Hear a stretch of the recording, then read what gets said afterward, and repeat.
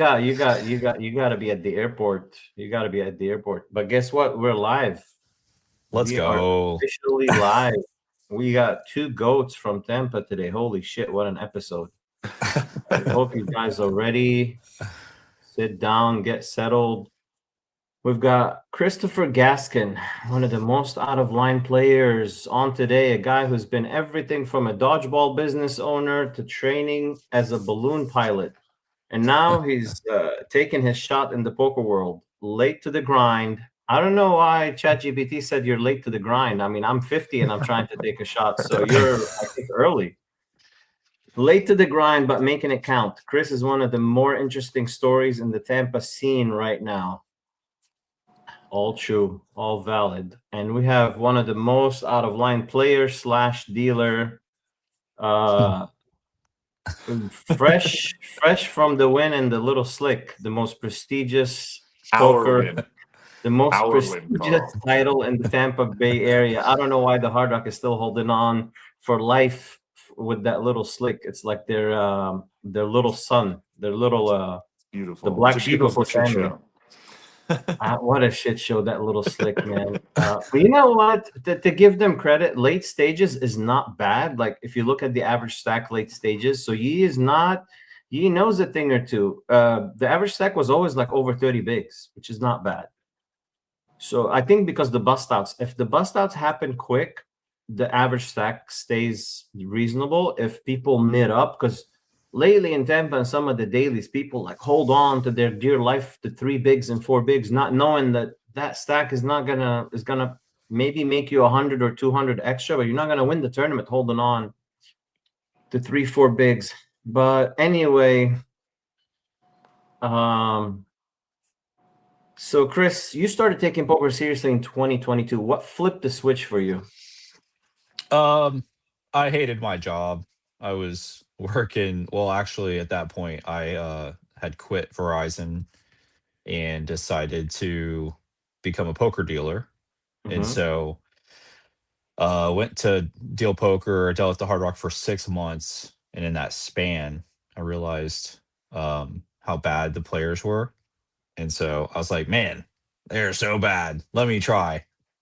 And so after I quit dealing, I just played poker for a year and tried to study and grind. And that's when I realized I needed to like actually, I don't know, learn the game and study. So that's when I started doing that. Why 6 months? Who decided to cut it off short? You pulled the trigger, or?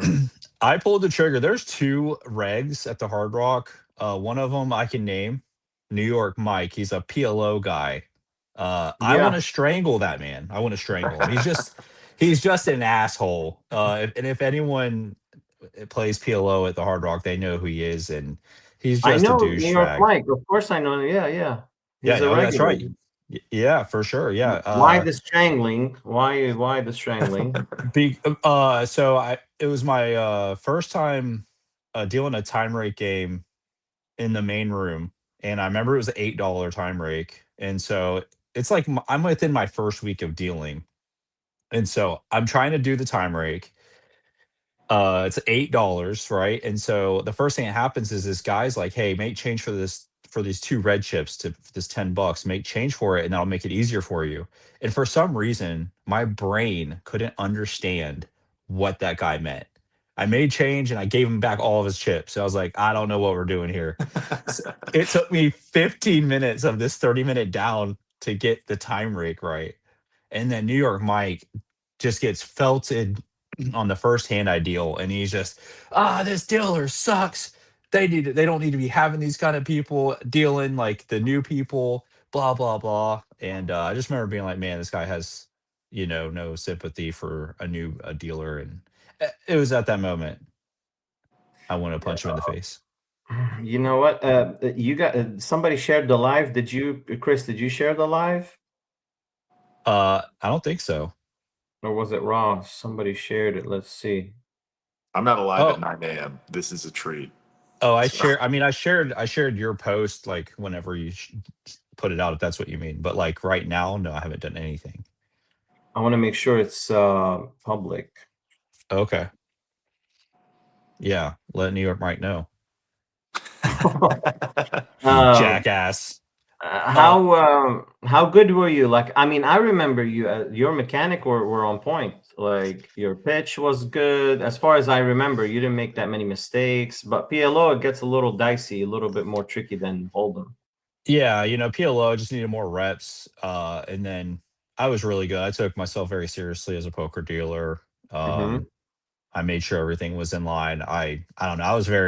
I feel like I was a very good dealer. I get a lot of compliments still from For regs sure. around the Hard Rock. And Ross and we, you know, I don't know if I'm allowed to say that, but we play a home game, and I sub in for Ross sometimes, So but there's another reg, real quick. I just wanted to talk about this. There's another reg who's actually a big reason why I quit dealing at the Hard Rock. So a little backstory: I had like the one of the worst 4 month stretches anyone could have in their life.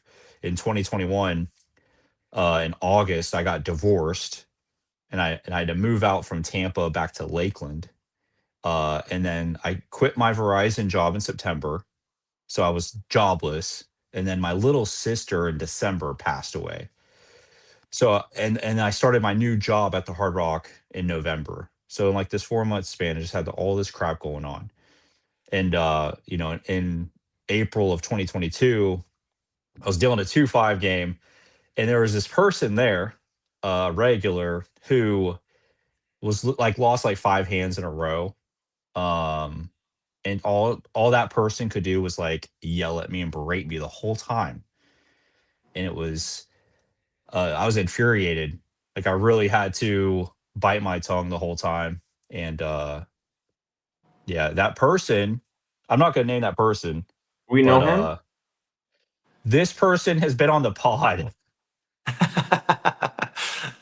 uh I'm gonna leave it with that. I'm not gonna do anything, Man, I'm I super can't. curious now. I I know, actually I don't know. know.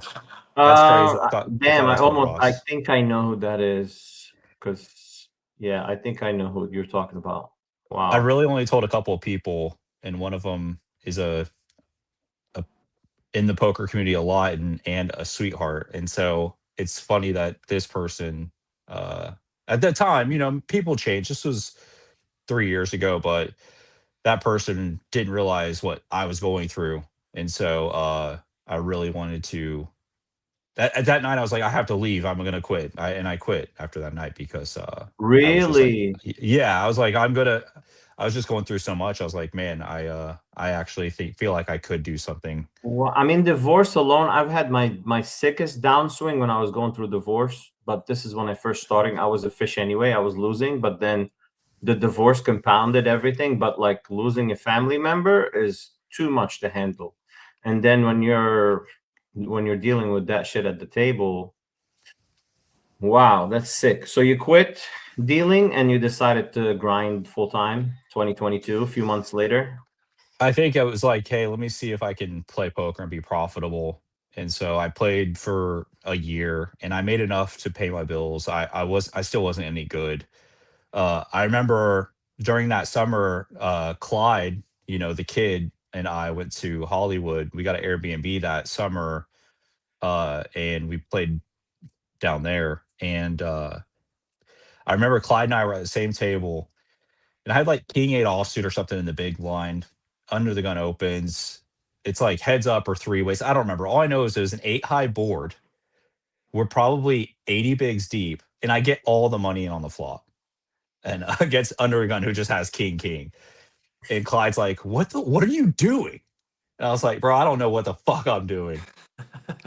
I don't know. And anyway, those were fun times. But yeah, God, since the way you then. said "I don't know" remind me of Maniscalco. Were you trying to imitate Sebastian Maniscalco No, when no, who when was his that? dad when he said that his dad, like the first thing he relates to is his dad starts yelling. He was talking about his wife, how his wife is everything in her family is like toned down, and she'll be like, she has an accident, she'll be like, we can always replace it. But his dad was Italian American, and he had a flat tire on his bike, and he's like, what did you do? And he started like yelling at him. He's like, I didn't see the nail. No, I But haven't. the I way have you to look said, at I don't that. know, you sounded just like Sebastian. Well, that's Um, cool. So dealing, and then you started grind. Yeah, the first year you grind tournaments, you're gonna make a lot of. I mean, I punted. It's still fresh. The versus Curtis. I mean, it wasn't a punt. I would. I 4-bet into the nuts basically.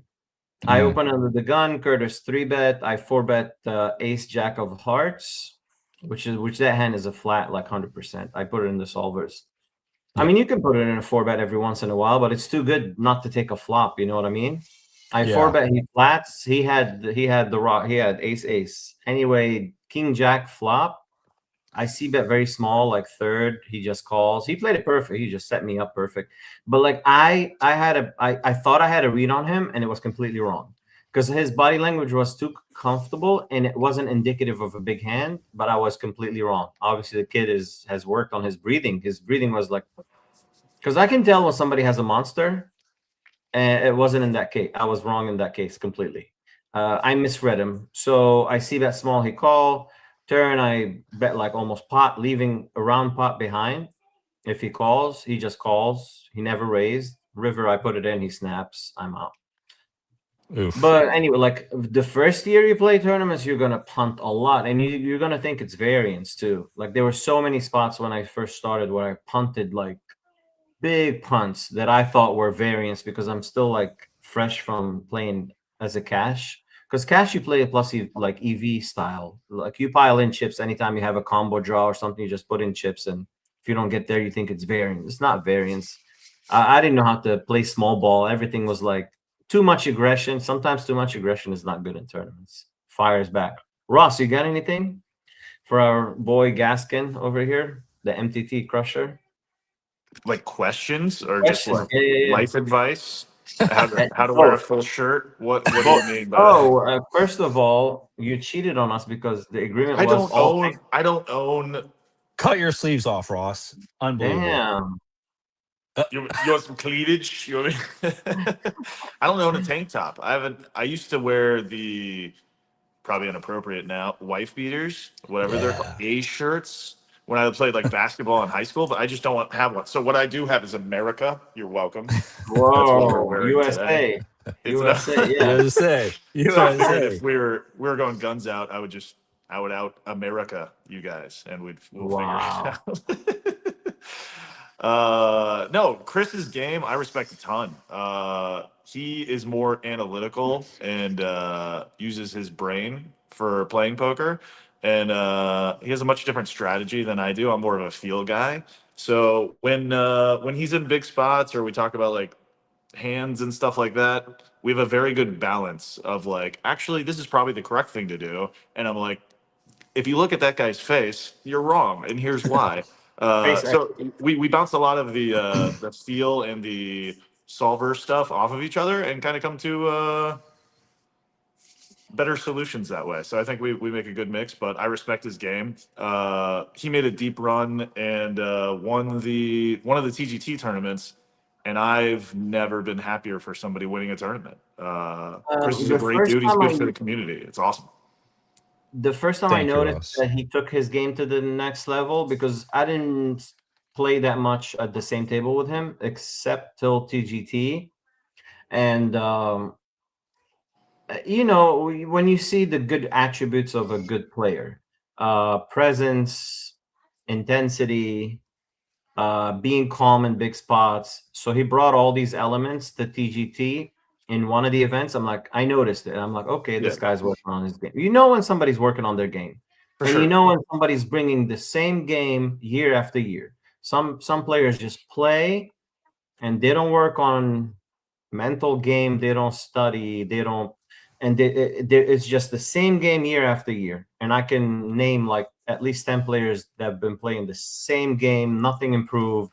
They make the same mistake. Whoa. Oh, sorry. I thought We didn't say it. You you weren't said no. pointing. Actually, No, you it's know what? fine. I can hear Your you. game is probably your game is very tough because you make your decisions. I don't know if it comes from your online, like playing online, because you make decisions fast. It's tough to like you put me in spots last time we played, and you owned me every time because I thought you didn't have shit, and I was the guy. I became the guy that thinking you don't have shit every time, which is a terrible way to think about poker. Like it was like clear spots that you My have entire value. game, Carl. It's my entire game. Yeah, I was gonna There's say a drunk his. guy at the table, and I always get called. But you have to adjust your game because I have to people don't adjust. fold. I adjusted right away. I'm like, okay, no, this guy's playing real poker, but it's the image. It's you click it so fast, and the big bet. It's like 50%, 80% bomb. It's like none of them are small. There's no Welcome to the small ball show. on your It's there's funny. no 30% on the flop. It was like half pot, 80% or pot, and they're fast. It's like Yeah. bet. So Yeah, and you know when to do it. It's not like it's reckless. It's not like it's not calculated. It's calculated, but your calculation, you're like the AI. You're like 2 seconds fire, 2 seconds fire. So and it's hard to read you too. So yeah, it's not easy to play against you for sure.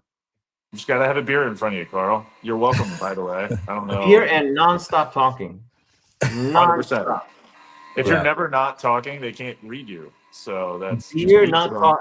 beer, Yeah. talking, and playing yellow on your phone. Like, how do you focus? I forgot about that. You're right. Yeah, he was playing on his phone at PLO, and he's like, "Oh, I lost a 6K pot." I'm like, "What? You're playing these stakes? 6K? Like it was like second place in the tournament or third place." Chris, how would you describe your current MTT scene? How would you describe the current MTT scene in the Tampa area? Underrated or kind of dead? I mean, it's kind of dead. And what's like, especially like really recently, right? Like you made that post about all all the tournaments that are happening in the next month, and they're all dog shit. It's just really bad. Like, I I mean, don't know what's going on. Like, I looked at the calendar, Monday through Friday, Hard Rock, they have PLO on Wednesday. They have satellites. They're like trying to avoid anything of value, all for cash. They're just geared towards cash in Tampa. And then the other rooms, they're not capitalizing on it. Like TGT could have ran a good one on Wednesday. They're catering to I know they cater to the mixed game players, which is fine. Oh yeah, they have their new 7-card 8 or better. Yeah. Yeah, they have a 200. It's a good, good buy-in threshold. Derby has only the Tuesday. It's a good tournament. Yeah. The 180 buy-in. I like that tournament. it's the dynamics right now are really funny because Derby is just not good. You know, they got that new ownership, and there's been talk with like not paying their dealers tournament downs. And then you have their tournaments like, I don't know, I think they increased the buy-in, but the prize pool staying the same or something like that.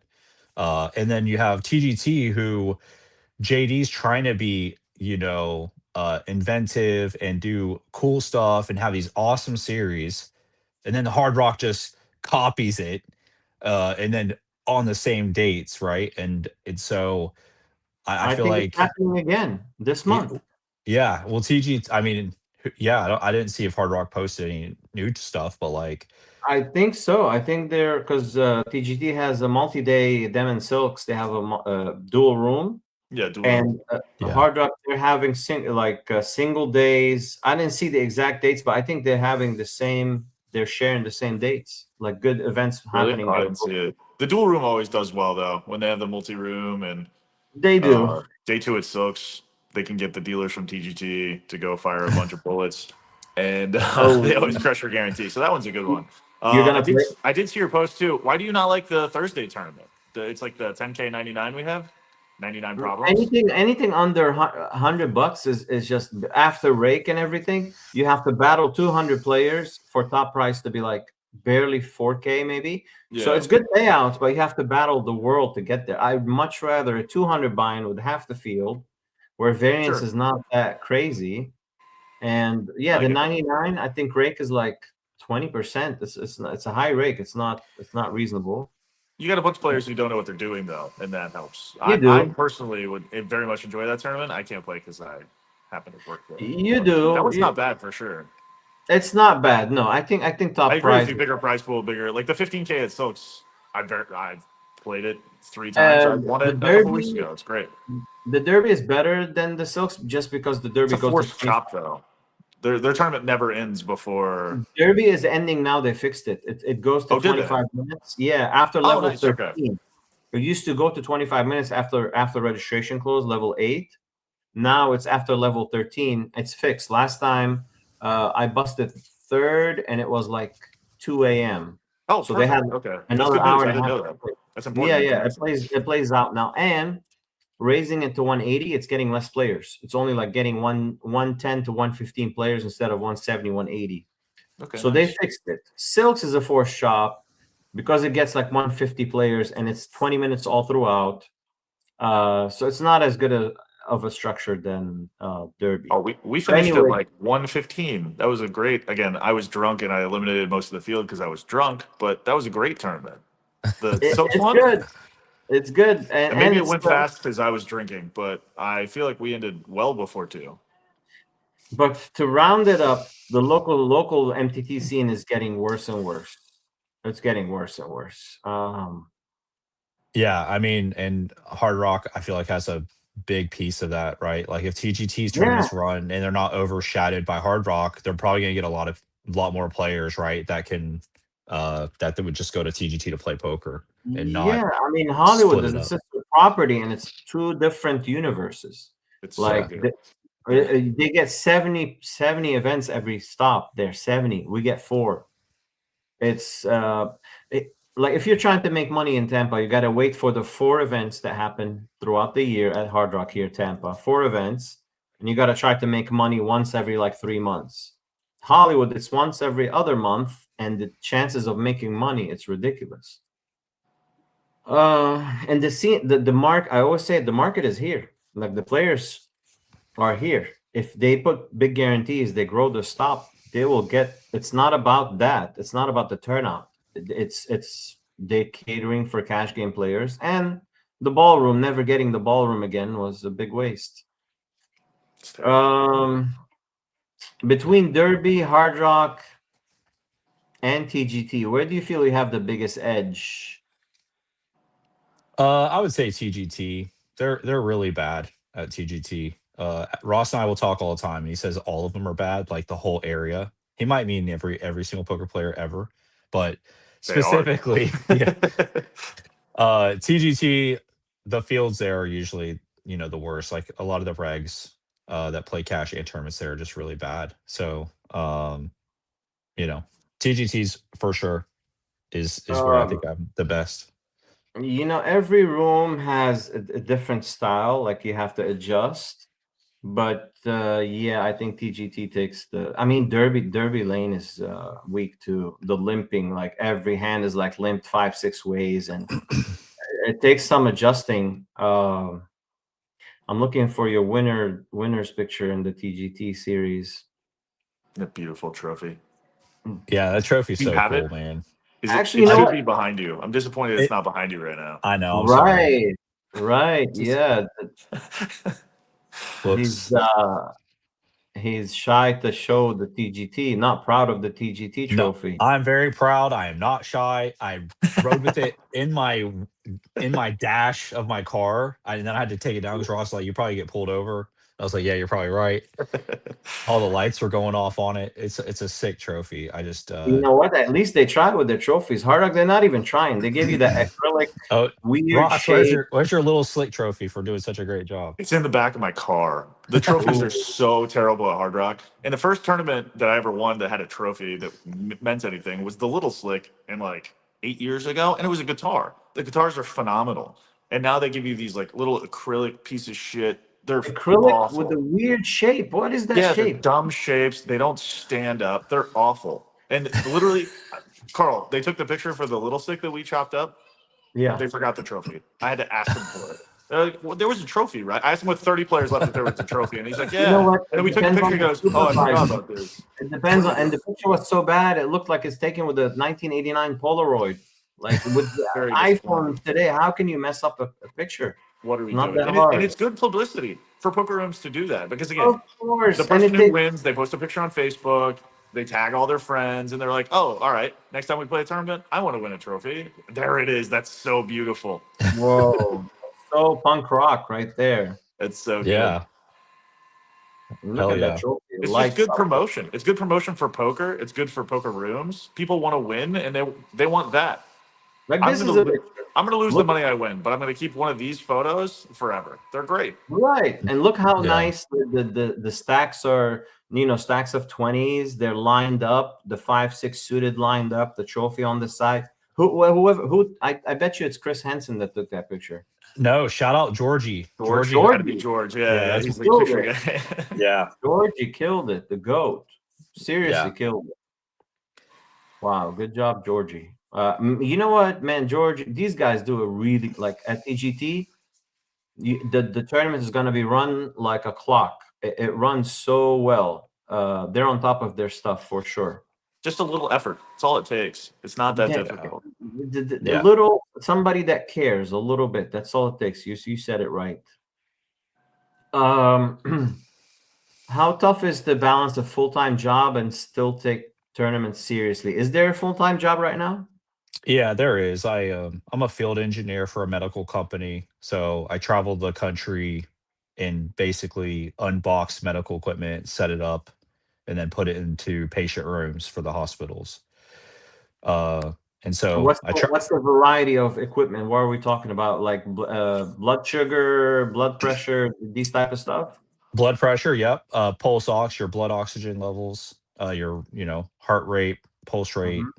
capnography. So it's just the basic. Well, it's not basic. It's pretty advanced, but it's a monitor that does all that stuff, and it's in the room. It's a patient monitor. So if you go to into a hospital room for whatever you got going on, you'd get hooked up to this machine, and it tells you your vitals and all that stuff. Nice. And you're giving instructions to the medical team or to the patients or both? Like you're showing them how it works, or they kind of know how it works. You're just showing up there, setting everything up. Yeah, just setting it up. There's clinical people as well that work alongside me that actually do all the education for the nurses. And then the nurses know how to use the machine now. And so then they take care of the patients. Interesting. That's a interesting job. It's sick. I mean, I love it. I grew up pretty poor, so we didn't travel. Mhm. And so now I'm kind of getting that out of the way. And so every week, like today, I'm leaving for Portland, Oregon. And I'm coming back Friday. And then next week is Gainesville. After that's DC. It's just a lot of travel, which is a lot of fun. Uh, Hence, that's why we have this episode at 9 a.m. or else nothing would get me up at 9 a.m. I slept like 2 hours. We said that offline. I yeah. slept 2 hours and got up for this episode because he's got a flight. Chris has got a flight at noon. You said at 1 p.m.? Oh, yeah, 1:45. You're usually at the airport, what, like hour prior? An hour and a half. I get there an hour and a half, and I live in Lakeland, so it's about an hour drive. Where are you flying today? What airline? Delta. Not Okay. Spirit, that's for sure. Yeah, not Spirit. You see that video that I posted on Facebook? Oh yeah, the AI video. Yeah, it was pretty funny. Yeah. So yeah, balancing this and playing tournaments. I mean, this is my life. It's work and playing poker. I really that's all. Hobby is or my poker is my favorite hobby, and it's also I'm just very passionate about the game. So it's just these are only two things I have going on in my life. What do you think took your game to the next level from 2022 till today? Has it been whether it's a course online, whether it's a grinder in Tampa, whether it's Ross, Clyde? What took it to the next, gave you that little push? It's definitely just grinding, um, putting yourself in spots all the time, right? Like just a lot of experience. Jocka coaching, I'm a Jocka coaching member. So using all that stuff. And then of course hand histories with people like Ross. I have some other poker buddies who are mostly like cash guys that I talk hands with. But mostly it's Ross when it comes to hand histories and stuff. So Cash um, is so different these days. Like you sent me a hand history yesterday that you sent to Crush Live Poker with the hands. Oh, what's his name? Bart Hansen. Bart Hansen. I'm not that versed in cash game breakdowns because, first of all, We can share it later. He was talking about your sizing, like you sized the tournament sizing when you three bet. The guy opened you three bet to 3x, and he gave you crap about it. He's like 3x is the because you told him you have a MTT background, and he's Yeah. like, because of course in cash you got to size up what like 5x when you three bet at least. Well, one of the things like for me, like first of all, the guy opened a 25 and it was not a straddled pot. So he already opened a 5x. So Yeah, big open my for sure. correct. And so my three bet size, I actually don't want to go that big. I didn't think about that game. In game, I did just autopilot to 3x, but one of the comments in that on that episode was like, why would the guy three bet like really big when the guy already opened a 5x? So True. it was fine. Like I don't think, and he did say it was minor. It's just like, it was that's the sizing I chose was just to go to 75, just to make it Oh, big enough to squeeze the people out behind me. yeah, it does the job, I think. My next question is because I'm thinking about getting Jaka coaching. I was talking to somebody last time, and Stuart does the that guy Jaka always coaching thing. underestimates my game. Like some people, they haven't played with me in a long time. My game has improved a lot since like they've known me, and Yeah. they think I'm still playing that game. So he's like, "Oh, you should get Jaka coaching." I'm like, "Yeah." Um, if I want, like, what in Jaka coaching was it? Was it a coach of his? Was it his teachings on the site? What's good? What should I look for? They have different things. Like they have something called like learning paths. It's basically a series of videos to get you ready for something. Like one of the ones is it's crush MTTs in like 80% of the spots. Crush 80% of the spots that you're in an MTTs in this 8 video series. So that one I watch often just to keep up to date with my Who's skills. coaching that in those episodes? That one's a mixture. It's Jaka and there's a couple other people. I think Thomas Boyven is one of them. He's been smoking like crushing a lot of the high roller stuff lately. Hmm. And I believe there's another person in there. A guy with a weird accent that I don't like his accent, but we got to get through it. Yeah. The delivery is always important. I saw Chidwick and somebody else. I think they have a new course for upswing. I Yeah. was watching some of it, and they're so nerdy, man. Uh, the new thing now they use that, like, I hate when somebody uses like ISO and like you don't have to. How hard is it to say isolate? You have to be nerdy and say ISO or UTG 9. That's a new thing they're using now, just to give an indication of how many people at the table. I had to ask Yeah. last time my get James McKinnon. I'm like, what is UTG 8 and UTG 7? What does that mean? He's like, oh, it means like how many players are at the table. You don't have to be. They got so nerdy in one hand. The breakdown went like 40 minutes, and it does not have to. And sometimes it It, gets too like I mean, I'm talking about the low to mid stakes that we play. In some spots, those guys are not creative at all. Like the three bets, you can really narrow it down to a range. Four bets definitely narrow it down to like two hands. oh, You it's don't one have hand. One you hand don't when you're have four to get bet. nerdy, put the glasses on and get nerdy on it. Pretty Just call them straightforward. wizards. That's what I do, Carl. When I'm Literally drunk, I call wizard. them wizards. Literally, when somebody says ISO, I'm just done. I change the video right away. If you say I mean, ISO or you say ace king O, like it's not ace king off. You couldn't say off. You just have to say O. But well, like you saved so much time. I think it is. It's the accumulation of less syllables. Like ISO is so much faster to say than isolate. And when you're trying Yeah, to get a yeah. hand history. I mean that. Yeah, yeah. I guess you're right. You're Do you right. feel attacked, Chris? This feels like when you tell No, ham history. I, I I do not feel attacked. I feel like Oh, I enjoy saying, hey, I think this is the reasons why that's happening. So you say less words and you get the important information out as fast as I mean, possible. sometimes like we have a hand breakdown, and I got nerdy with it. It's a pretty interesting hand history, actually. We'll set it up later. Awesome.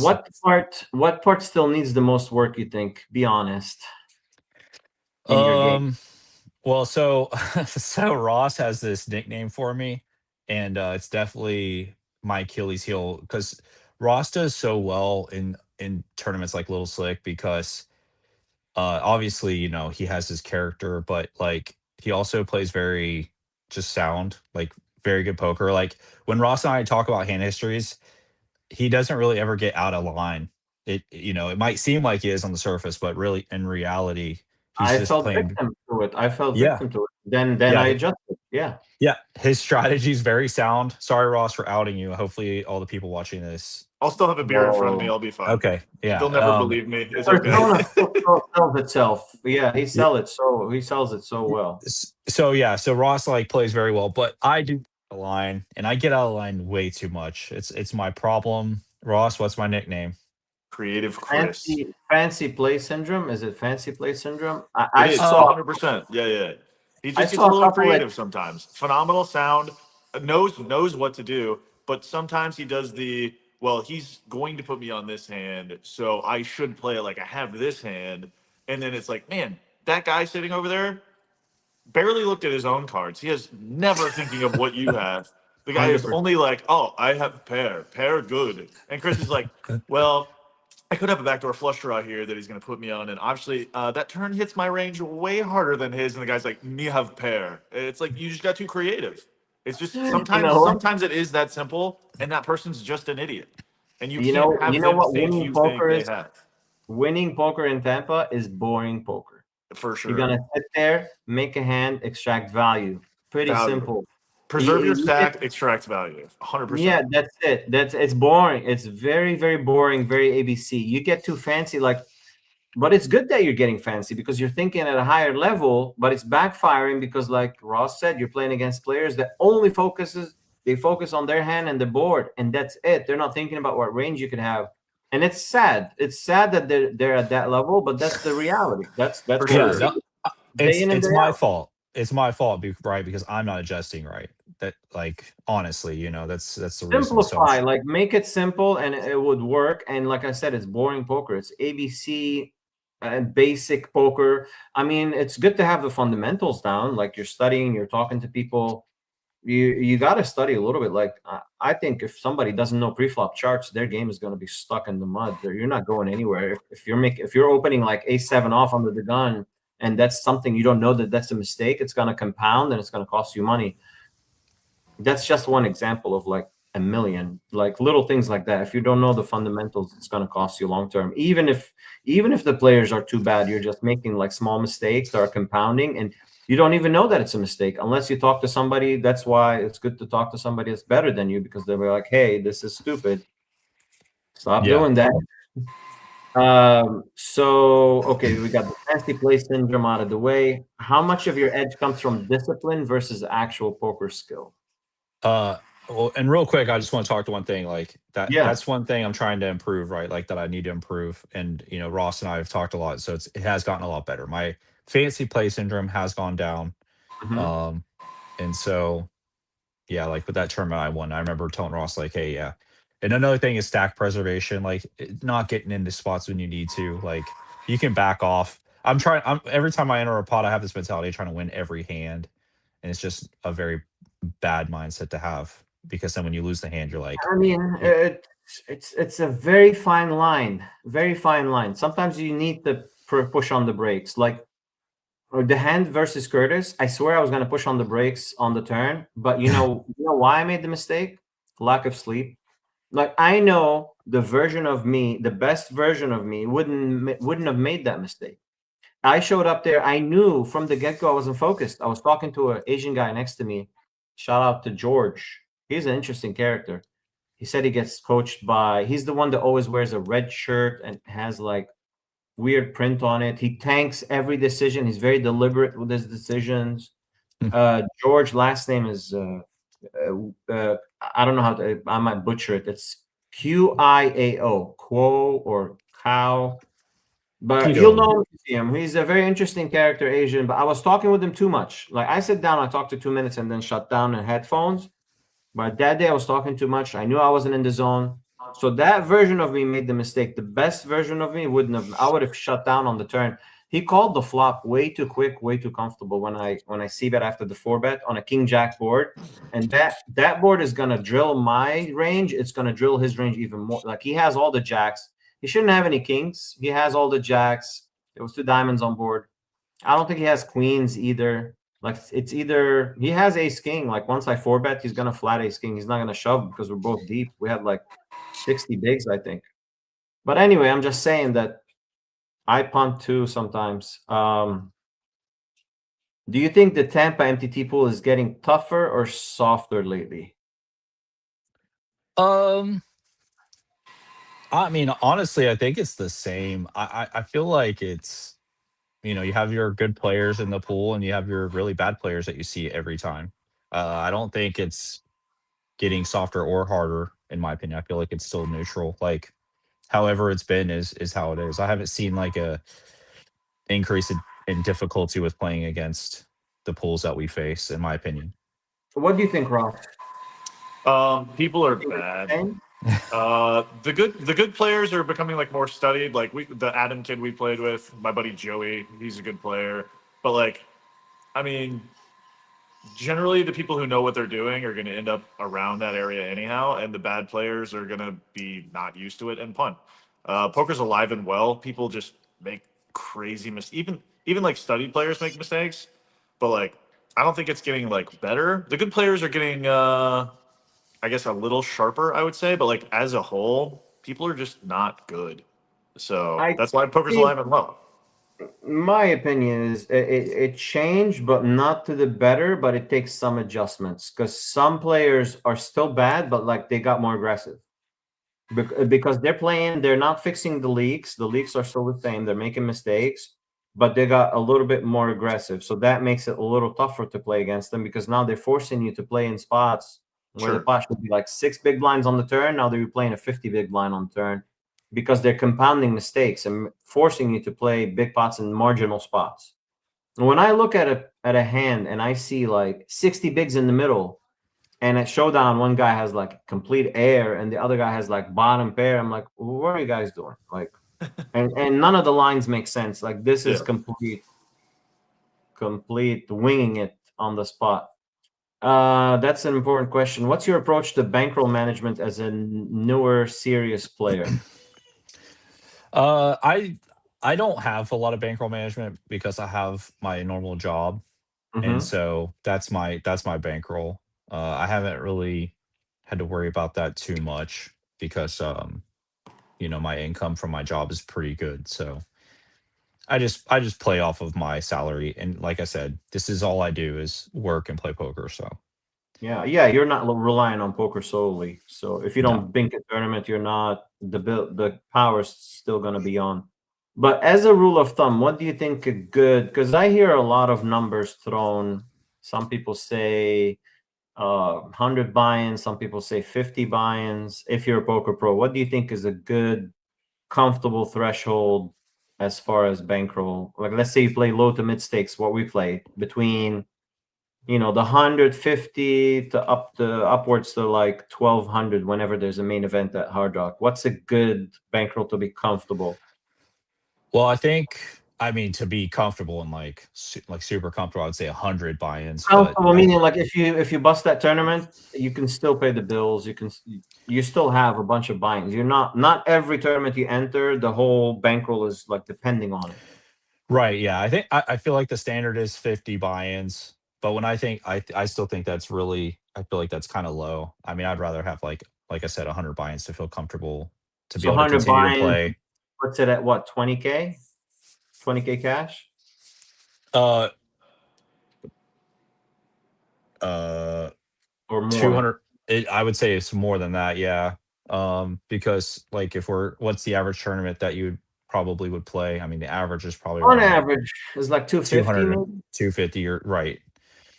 Yeah, so yeah, I guess 25 grand, yeah. 25 grand to be comfortable.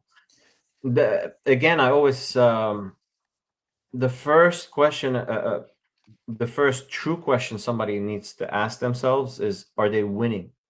Like, if you're not a winning player, you can have 500 buy-ins, and if you're solely relying on poker, you're going broke 100%. If you're a winning player, that makes it different. Then 100 buy-ins, yeah, it can take you. You can go through a downswing like 20 buy-ins and still have 80 buy-ins to play with. But if you're a losing player, your graph is going down no matter what. Yeah, you might bank the occasional tournament, but yeah, Damn, that's the first thing. you're The talking first about me thing, in real life right now. This is crazy. bam, bam. Also, Carl Yeah, showed me his graph when we were at one of the after we did the ICM chop, and it's just fucking this right now. By the way, that's Carl's graph. He's like, "Oh, check this out," and it's just a graph like this. Just literally, it just went straight up. Like it's insane. Like first 3 months were just break like, even, check this slightly out. up, and then April came. And, yeah, it was sick. How that's the beauty of tournaments. You can brick 20 buy-ins and just bank 2 tournaments, and it will make up for all these buy-ins. Unlike cash, you can't unless you're playing high stakes or like not high like 5-10 or 10-20. You can't make back if you're down like 5 or 10K. You can't make it back in like a couple sessions. In tournaments, it could happen. Right. So we covered bankroll management. What's your honest take on tournament structures locally? Good value or rake traps? I mean, I think for like since I've taken poker seriously, the rake has been roughly the same. Like 20 to 25%, which is really bad. I mean, it's too high, but um, yeah, You know, it used to be apparently people like back in the day it used to be like 10%, 12%, back in the 8%. day, there was nothing close to 20%. This is something recent. Like the last year, it crept up and nobody. There's a couple advocates that are way against it, like Woodrow. He will talk for hours about it. And he was talking about it when it got up to like 16, 17%. But now Hard Rock, some of their events are like 22%. Like they have the bounty on Friday, the quad stack. If you calculate the rake exactly, it's like 22 something percent, which is insane. Right. Uh, some of their single day, like I played a 50K single day and it was like 20%. They're taking 20% out. That's too much. Because take the same buy-in with the same amount of players somewhere else where the rake is reasonable, the payouts are way better. But when they're Right. taking that big chunk out of the prize pool, the payouts become garbage. I Yeah, think no, it's imagine. picking up. I hope it stops at 20%. I hope it stops there and doesn't creep up even more. Like, what are we going to be paying down the road 2 3 years from now? 25%? What, 30%? Right. Imagine a Tampa Bay poker room that has less rake and puts up really cool, great tournaments like Or, TGT. man, EGT team is on point. The place needs a facelift. That's it. How much do you think that to repaint them, make the place a little bit more modern? Like they modernized the TVs, they got new TVs, but like the decor needs to go. The walls, the ceiling, it's a low ceiling. I don't think they can do anything about this, but make it a little bit more modern. Yeah, the building's like 1 trillion years old too. I mean, again, every poker room used to have like an affiliation with either a highlight or like a dog track. So until like obviously they get like out of that building, it's just gonna be that way. I mean, that's a lot of poker rooms are still. There's a overgrown dog track out back with a huge stadium that used to be like the bee's knees. That's where everybody would go. And obviously they're in a huge building with just not a lot that they're using anymore. So. I don't know what it I will wish take outside of moving to like a new place, but I mean that's just it gives you the home game vibe. That's really what it is. It Yeah. is. It is. I mean, it is yeah. Everybody knows everybody. It's Yeah, very safe, unlike what people think. Besides the parking lot, you really don't feel unsafe in the building. It's very safe. Everybody knows everybody. for sure. Tommy Robertson said George the Tank. I think he's talking about Georgie. Yeah, got to be. Shout I out think to he was talking Tom. about the guy that you're talking about, the red shirt, the Asian guy. Oh, George the Tank. Yeah, okay, because he tanks too much. He takes Yeah. like Yeah. Oh, way too long. Way too long to make decisions. That's the machine right there. Chad Kitchen. Shout out to the machine. oh, The Jesus. number of Nice. bad players is growing. Yeah, it's easy for you, Chad, because you crush everything. So everybody Kitch is the crushes best. everything. That's great. Uh, Tommy said, "Yeah, always." Shout out to both the machine and Tommy. Um, we're gonna talk about your jobs. That was an interesting lineup. The dodgeball. Yeah. What separates someone who plays a lot from someone who's actually improving? That's what we were talking about earlier. Yeah, I mean, it's just you have to put in the work and study, and that studying can be, there's so many different avenues to study. Uh, like if you're just showing up and playing poker and think you're gonna get better with the skills that you have at that moment, I mean, but those are the kind of people that we're glad to have, in the poker tournaments, right? Like that's a big part of where our edge comes from. But you have to study. I don't know you got to figure it out. You got to want to study too, right? You got to want to get better. I And mean, nothing beats repetition. Like sometimes it's trial and error. You try different things and see if they're working and you can adjust. But if you have gaping holes in your game, fundamental holes that you don't know about, if you don't know the fundamentals, right, that mistake is going to repeat itself over and over and it's going to be costing you money and you don't know about it. By the way, I started coaching. If somebody wants to prepare for the WSOP, I was coaching two guys a couple days ago. We recorded the whole session and we went through a lot of stuff. I mean, we covered everything in MTTs. And I'm not going to name the guy. I love the guy. He's a dealer at Hard Rock. Super nice guy. I'm a big fan. He was talking about, look, we were talking about advanced concepts.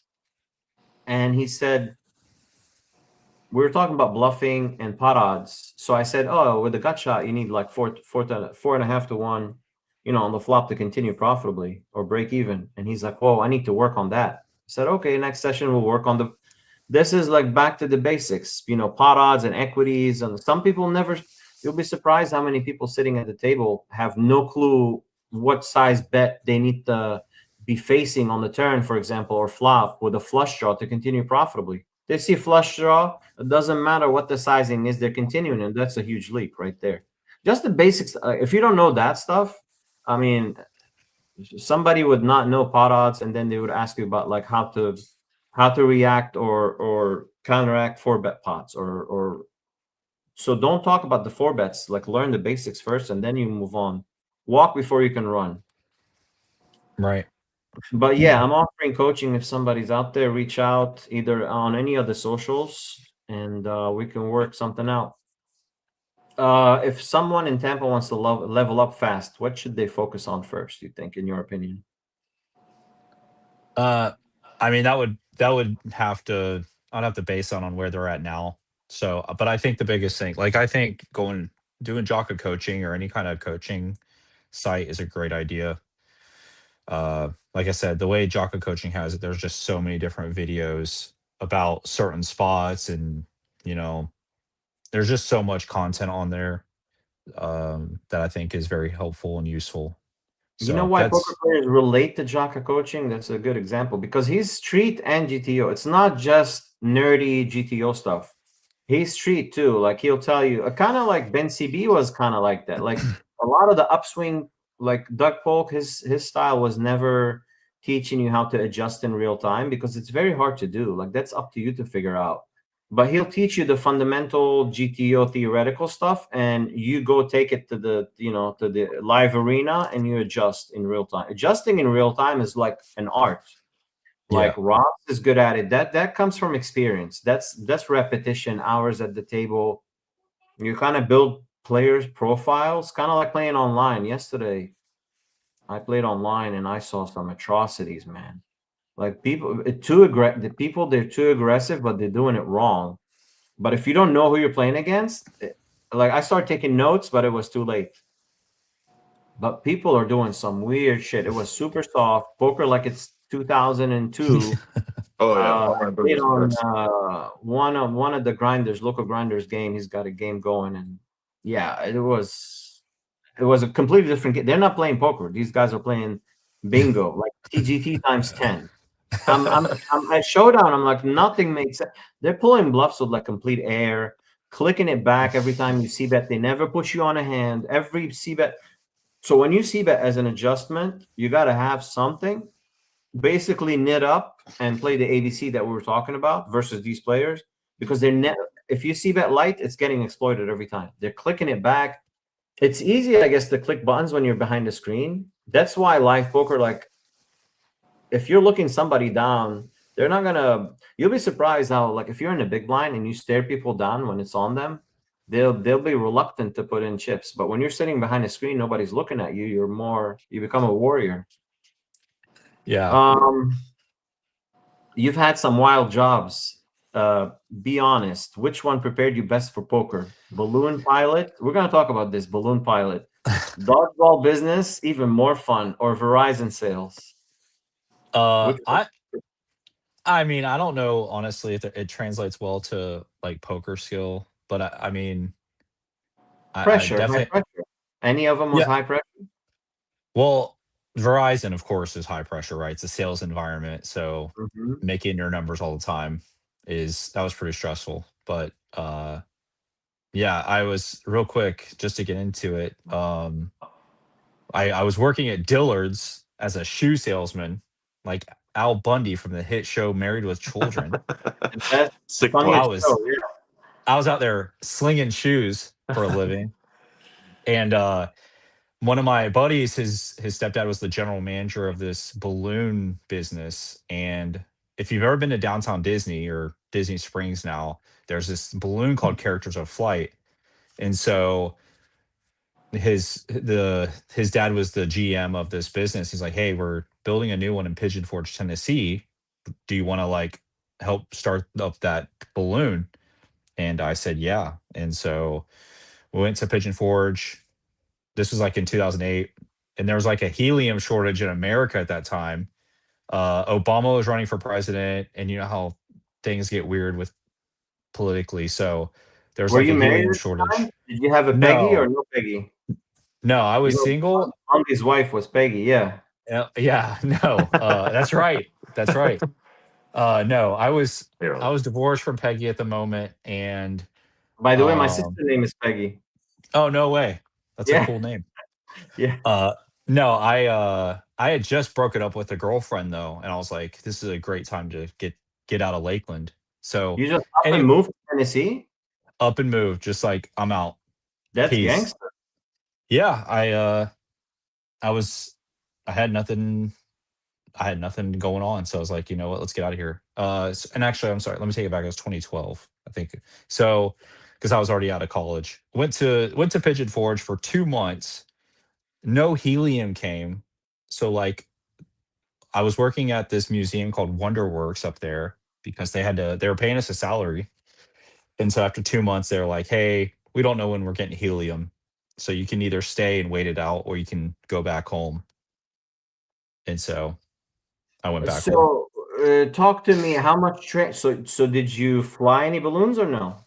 Yes, I did. The Orlando one actually, at Disney Springs. I did that one for training, and training was like 2 weeks long. 2 weeks long. Okay, so why are you pumping in that balloon? There's hot It's air it, and helium. no hot air. It's just helium. It's It's just just helium. helium. So And what are the yeah, flames doing? Why are you using flames? there is no flames. If you see that balloon, there's no flames happening. Are you It's just talking like about the a tethered? You're talking about the tethered balloons that you actually go in the basket and you fly? yes, the tethered balloons, correct. That's tethered to the ground, so you can't, you know, Oh, mysteriously blow away. they're tethered to, so they stay on land? Correct. They stay on land. You're literally the one of the employees there was like that you're the highest paid elevator operator in the world because you're just pressing this button to go up in the air, and then you're pressing a You're button to come going back down. up, but you're attached to the ground at all times. You're just going to a Correct. certain altitude and coming back. You're not actually Yes. free. Ah, okay. No. Hence the tethered word. Correct. Okay, okay. I'm thinking like you're taking flight. You're a pilot now, like Gaskin's taking flights. No, absolutely Uh, not. They do not want me driving nothing like that. so those balloons actually use hot air, like helium, and because I see flames and the ones that The actually fly. yeah, the ones that actually fly are right, is hot air, because they're hot air balloons, but, I There's don't no know the helium going on with the ones that actually fly.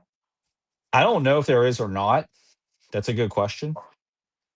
That's a lot of helium you're pumping in the balloon because the volume of the balloon is Is you're not, you know, massive.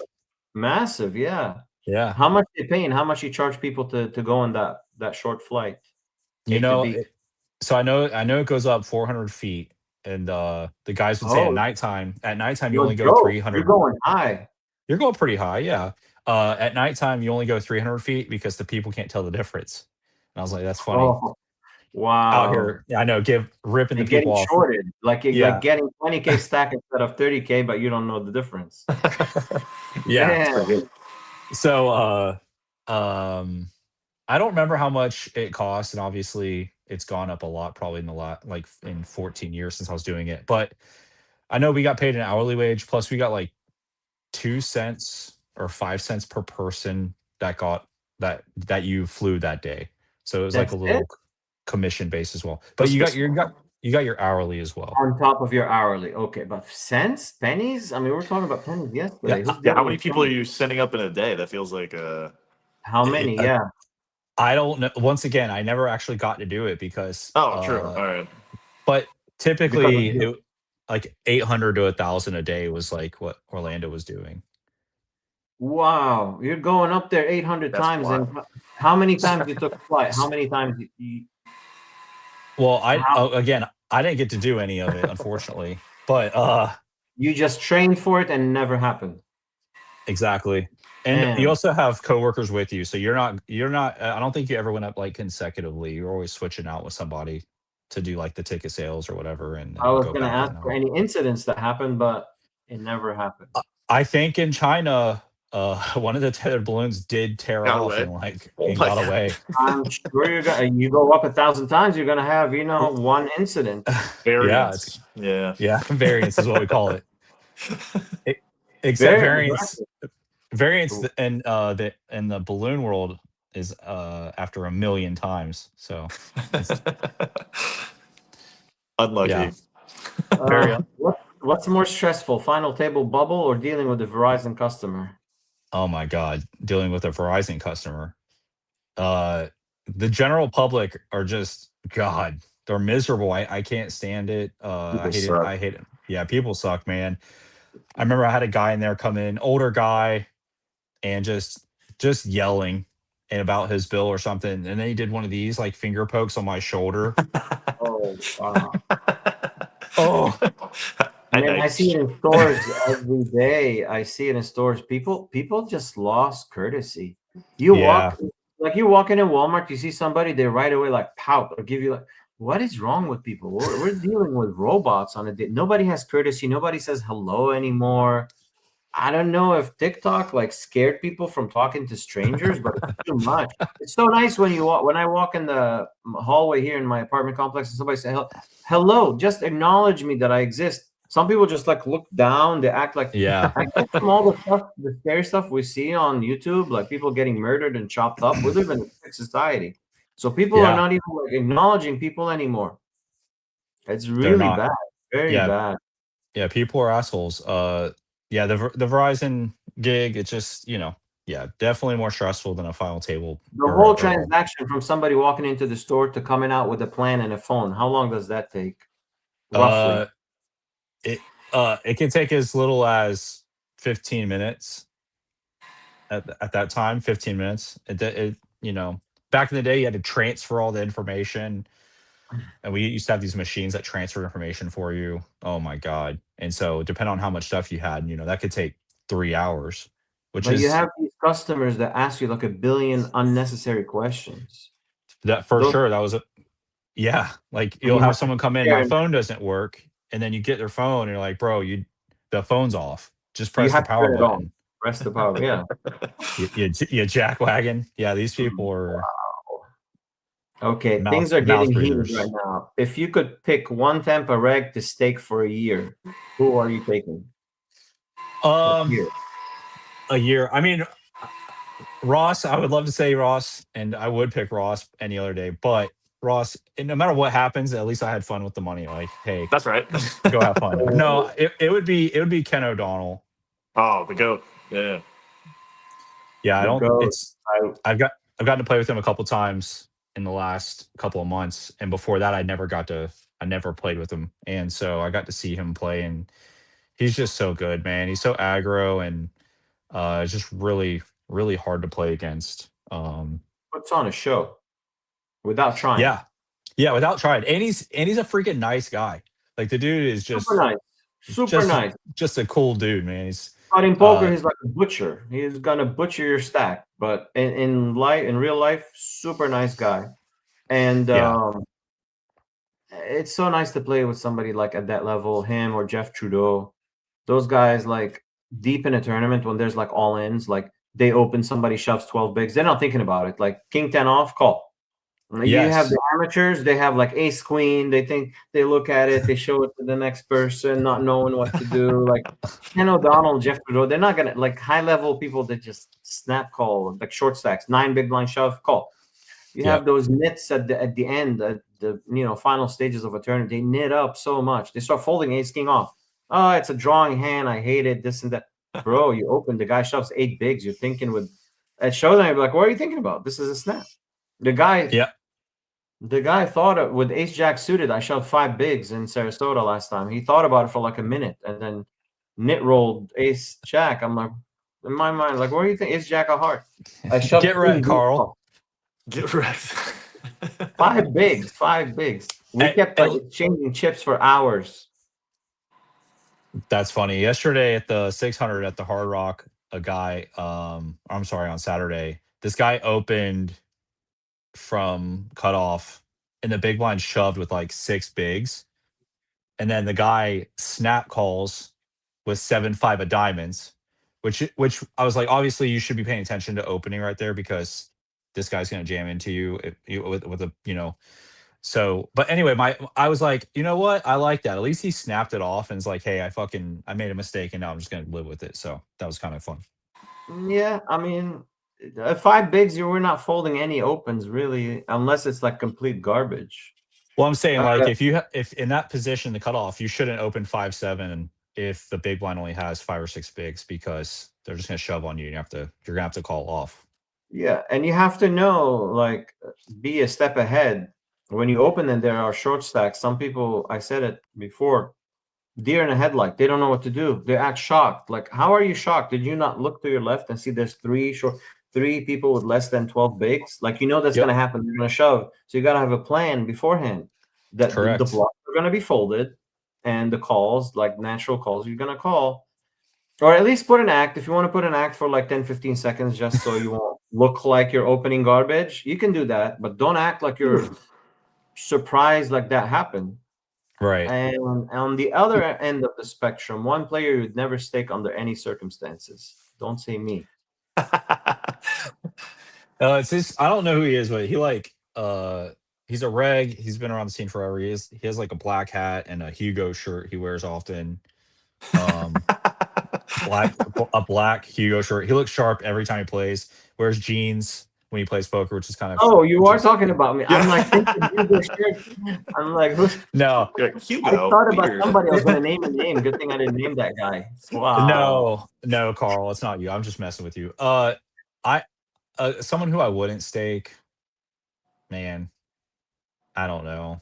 There's so many bad players. Say their name. Say their name. Carl sent me this list of questions, which is really cool and I looked at this question. I was like, I don't know. Like there's a couple of people, but I don't know their names, That's like Jeffrey Epstein. You can plead the fifth. No, I like the quitter. Motherfucker plead the fifth on every question. Like they'd be like, I would answer this, but my lawyer my lawyer said. Unreal. No, if I knew a name, I promise you I would say it. I don't care. I don't have any shame in that. I just Robert Taylor. Oh my god. No, I'm just kidding. Shout out to my nephew, Bob Taylor. We know Robert Taylor? He's a buddy. No, he's a buddy from like a home game in Lakeland that plays over there. He's not a tournament grinder, but no, we have a 200-day snap streak going on. He likes to click buttons. Damn.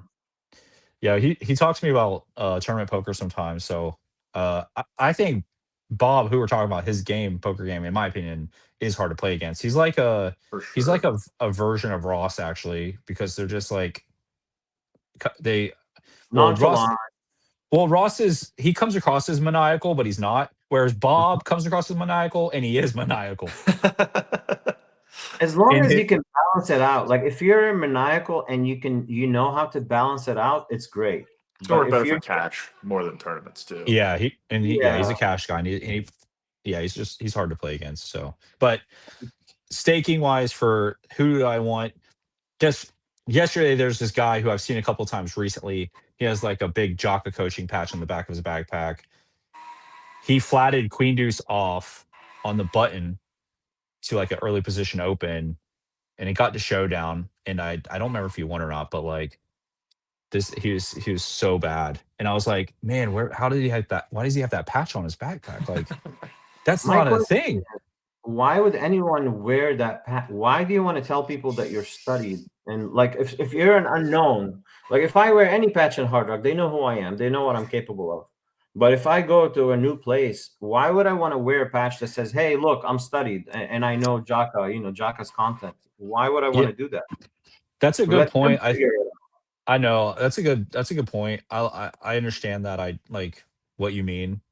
I also think. Do you think there's any kind of like if someone has a Jocka coaching patch and you're playing against them that you would be more inclined to maybe fold to their aggression because they know what th're doing or things like that? Maybe you give them more respect for knowing what they're doing. I don't know. I'm out. just Yeah, I categorize them right away that they know what they're doing, but why would they want to give me that courtesy? Let them be a blank slate and let me figure out if they're capable of not. and I agree. And So, I think that should People be want the to way look we. cool. That's Yeah, all. that too. It's as That's simple and as you know that. what?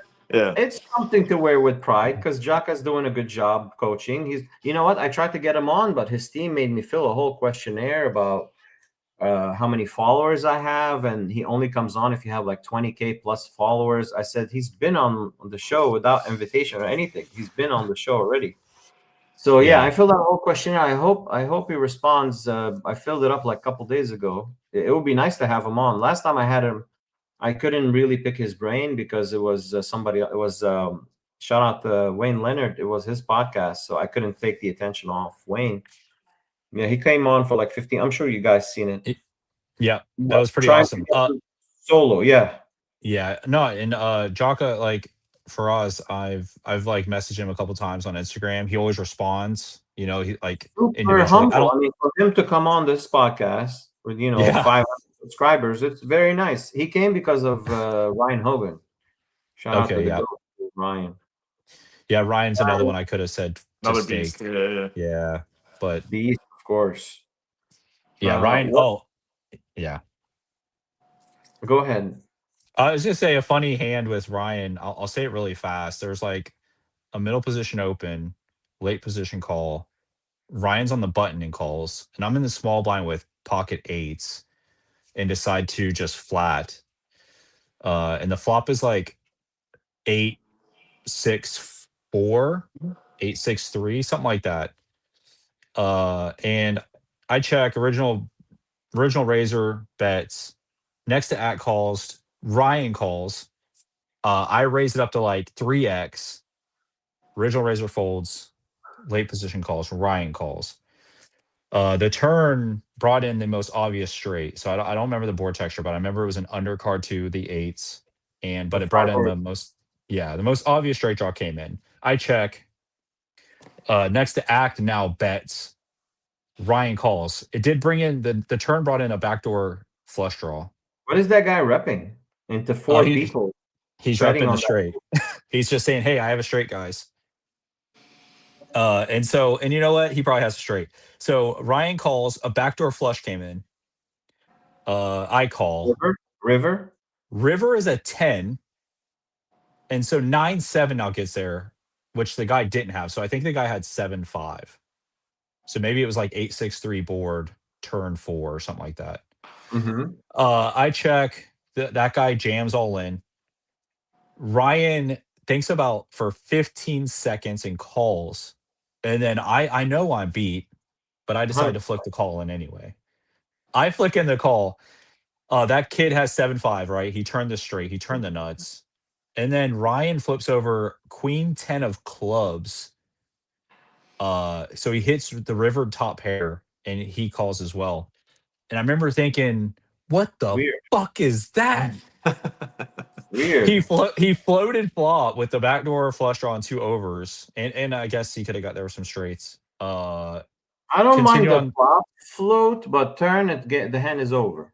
Yeah, I mean 4 ways though. You got to be really tight, man, because like I'm uncapped. The original razor bet into 3 people. I don't know. I think that's a little loose, but whatever. I mean, on turn, I'm definitely not going anywhere because he picked up the flush draw, and so. But then river. Your hand is not going anywhere. If, turn. River, if not improved, the hand is over. But yeah, Ryan is too Yeah. ambitious doing what he Yeah, did that before. I thought it was kind of cool to see that. I was like, hey, I don't think that was the best play, but also it's nice to see some mortality being shown from Ryan Hogan, right? Because Yeah, we all he's have so good. mortality. We all make mistakes. Tommy Robertson said Queen 5. I don't know what hand he's talking about. Then he says Queen 6 3 times. Queen 6 3 times. He Oh must my have god! Oh my god! Whoever that is, yes. Thomas Robertson.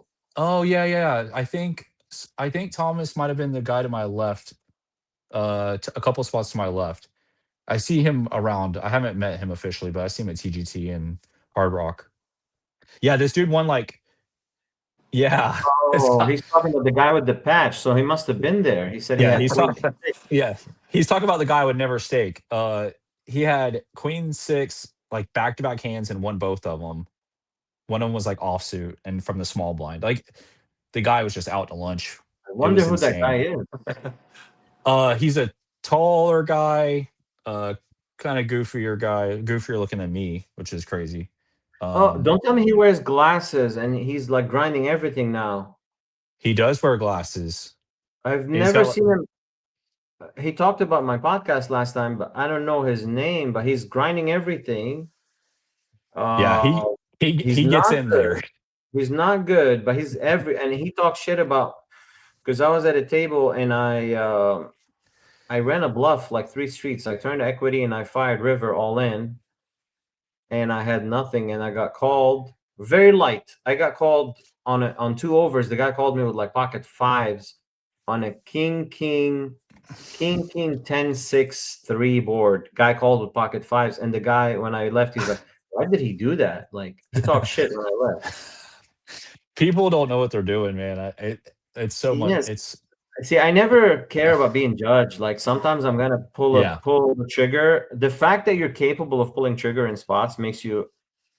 I'm not gonna toot my own horn, but at least you're capable of pulling the trigger. Because some people are never capable of that play.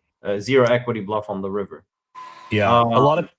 A lot of times you hear people like what I hear, at least from like poker content people, is like a reason why some people don't pull bluffs, like coaches. I'm talking about like poker coaches, is that they feel stupid or something like that. That's never been a part of why I don't bluff. Some people really care about being judged or being like if somebody's gonna judge me over one hand, go ahead.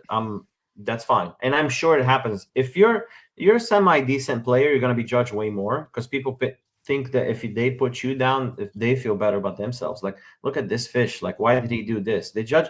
Like, what's his name? Isildur once. He ran like a 3. He check raised flop, and the guy had top pair. He went 3 streets. It's a known hand on the EPT tour. It's like a main event because Isildur is like a maniac. He's known on. He plays the highest stakes. The kid has like no pulse when he plays either, and no fear. Yep. Yeah, he went 3 streets, and it's a known hand too.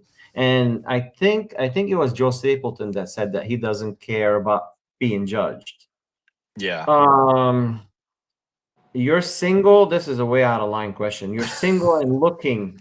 Are you dating grinders or avoiding poker players completely? Let's talk about this. This is an important. Yeah, let's talk about it. Women in poker. We don't have that many. First of all, I'm semi-married, so I can't talk much. But in general, there are no female. I mean, there are a few, but what's the percentage like? His face. Well, first of all, can we change the question up? Because when you say grinders like that, the word grinder is bad. It is a nice tank top. Grinders. No, we're talking like grinder, poker. like poker grinders, nothing else. Yeah. No, I know. Yeah. The PG-13 show. We keep it clean here, even though disregard my stories. They don't mean anything. Okay, but Yeah. I mean, no, I would. It would be. I mean, I would like to date a poker player as well because it would align well with scheduling and stuff. But I don't know. Uh, this is most really. of them are taken in Tampa. Most are taken. Let's say let's be controversial. Not many of them are cute. They're maybe like Let's be you count them, controversial. you can count them on one hand, the cute ones. I mean, do we want to start listing cute poker players in our Go community ahead. right now? That will make a good reel, and it will go. Probably It would. people will block me on Facebook. It would. I also don't want to make anyone feel uncomfortable, but let's start it off. One of them is a sweetheart. She's super sweet.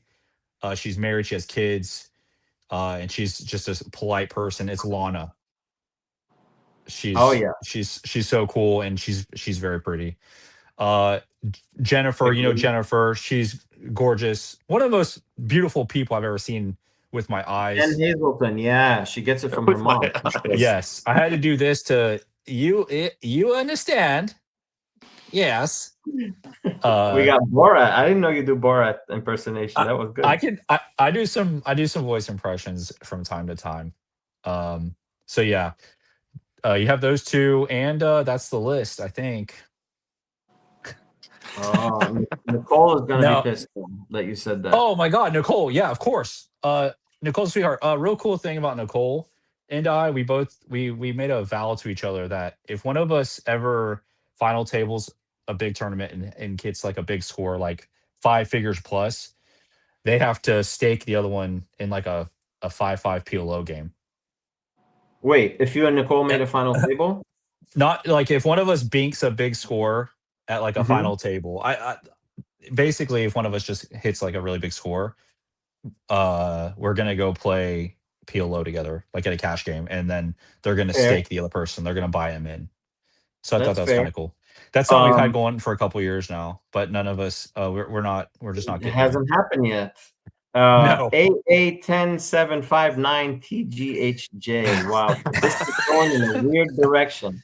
What a weird handle to use. Yikes. AA10. Those are just That's buttons. Yeah, they're You're clicking buttons buttons. like the players in the Hard Rock.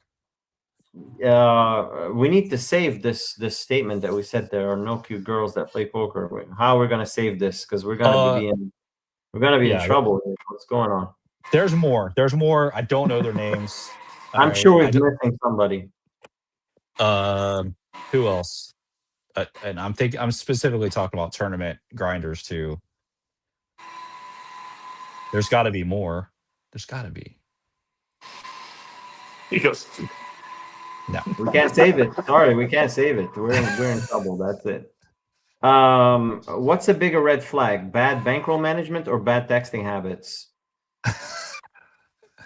Bigger red flag. I mean, when it comes to dating, it's definitely going to be. Oh, by the way, Chris is single. If you girls are looking, so yeah, type it in the comments. Maybe we can set up a date for Chris. He's a traveling medical. Yeah, I'm basically Timo Carl. Yeah. Whoa. Timo Carl. I'm the Craigslist version. You're the Timo version. No.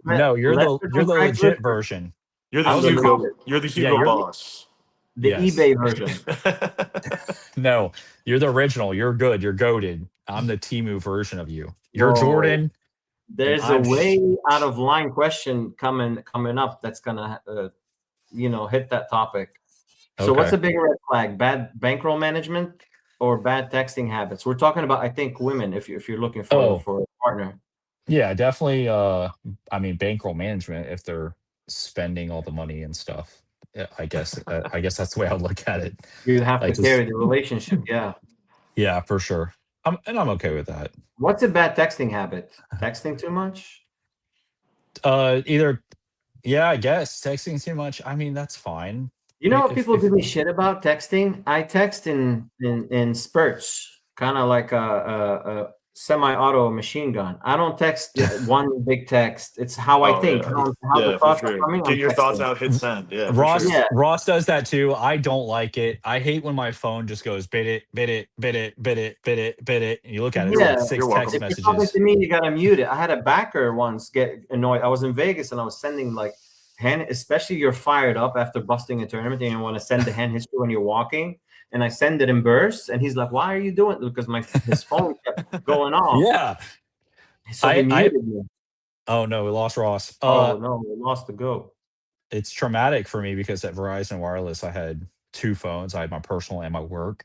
And Uh-huh. so my work phone would just go off. My personal phone's going off because of my, my friend group texts are just blowing up. So You know what? That's why I don't join group text. They're so distracting.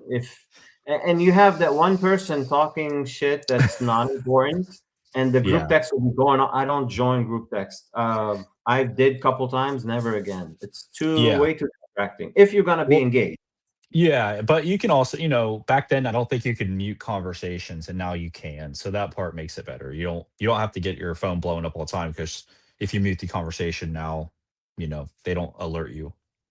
yeah. Whoa, the machine chat kitchen said, "My sis Jennifer, be careful." Damn. Yeah, yeah, Shots yeah. No, fired. all praise, Chad, all All praise. praise, all praise, And all good she's things about yeah, Jen. she's super nice too. She's a sweetheart and she's fearless at the table Super and nice, yeah, and she's fearless. She pulls the trigger. Yeah, she sure does. she does Yeah. take one though. I think that brings that fighter instinct in her.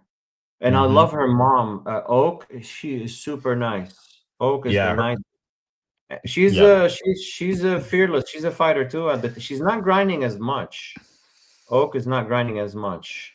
But She's Jen is back in the picture. She's grinding now. Yeah, she's very good. I know recently her mom and I were at a table together and I like triple barreled and I had it. Like I had it. It was like I think I hit a boat on the river, flopped a set, check raised the turn, and then went all in on the river. The guy folded. He didn't show his hand, but I remember I think someone told me that she told him, I'm never folding in that spot. Like I'm always calling.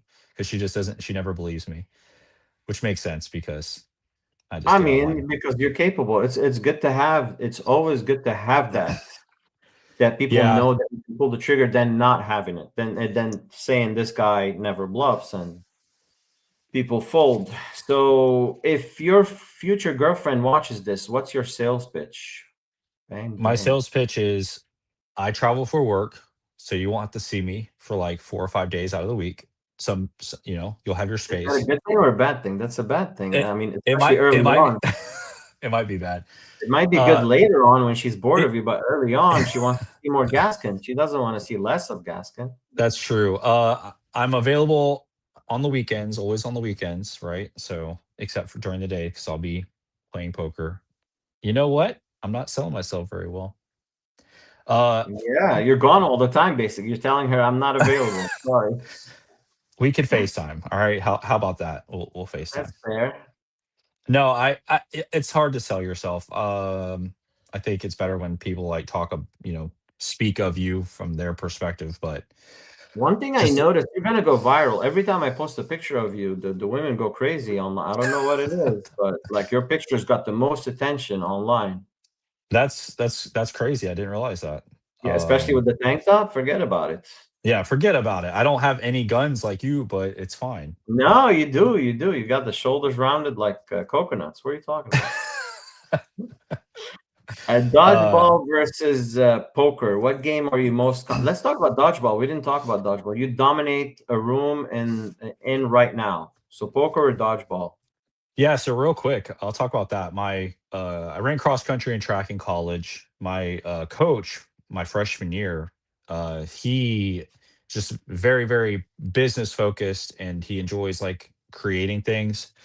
And so, we always kept in touch. Well, I was working at Enterprise Rental Car at one time, and he was like, "Hey, man, I just created this mobile dodgeball arena, and I'm creating this business, and it's going really well in Hillsboro, and they're kind of trying to compete with the bounce house space, right? Like those young teenage boys range where there's just not a lot to do for birthday parties. So he created this mobile dodgeball arena. It was really, really cool. And so he just wanted me to do the Polk County market. Talk to And me. I started How is it mobile? How big is the arena, and how is it the arena. mobile? The arena is very big. It's mobile because you can break it down. So it was like PVC pipe and net, and he built it, and you can you'd raise the wall. You can raise the walls, and so the Mm-hmm. walls would go up to I don't know, 8, 9 feet, Okay. and then you can also lower it down when you're breaking it down, right? With you're done with the event. And It how was big a is the area where you're playing dodgeball? man. 14, I 15 feet? I don't remember the dimensions. It was bigger than that. Maybe like 30 feet And it by. fits in the back of a truck? Yeah, because you could break it down into each little one section. It was a really great idea. He tried to get on Shark Tank a couple of times, but he never got past a certain round, which is crazy because this idea I thought was super good. That's why I went on board with it. And I did that for about 6 months to a year, and because it was just a startup, I just wasn't getting as much money to survive as I needed to. So I had to find a real job, and that's when I went with Verizon. And how The were you five getting days of paid dodgeball. for the dodgeball? So dodgeball, I was getting basically commission off of the events I worked and the events that I would book. Um, and that was it. So I wasn't getting gas money. And I was driving a truck around. So I was getting 8 miles to the gallon. And I remember all my money I was making was going towards gas. I was but I knew it was an investment, right? Because I was hoping it would blow up more than it did, more than it should have blown up. I mean, it was such a great idea. The kids had blast. So you would come out for a birthday party. It was a 2-hour birthday party, and basically, you're a babysitter for 2 hours and with the dodgeball. And so Ever we would had any host. incidents, any injuries, or no? Nope, nothing crazy. We would use these really, really super soft foam balls that still traveled very fast. They would make these pop sounds when you got hit, but it didn't hurt. Um, yeah, it was just a lot of fun. Let's watch the 5Ds of dodgeball.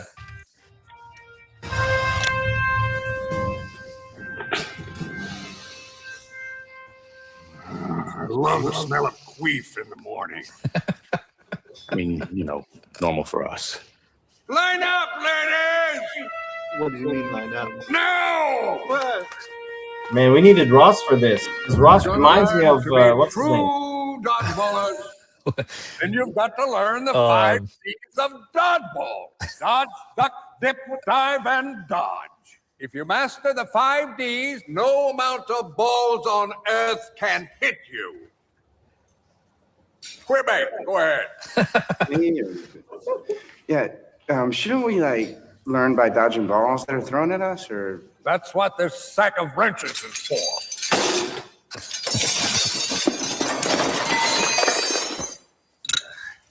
If you can dodge a wrench, you can dodge a ball. What?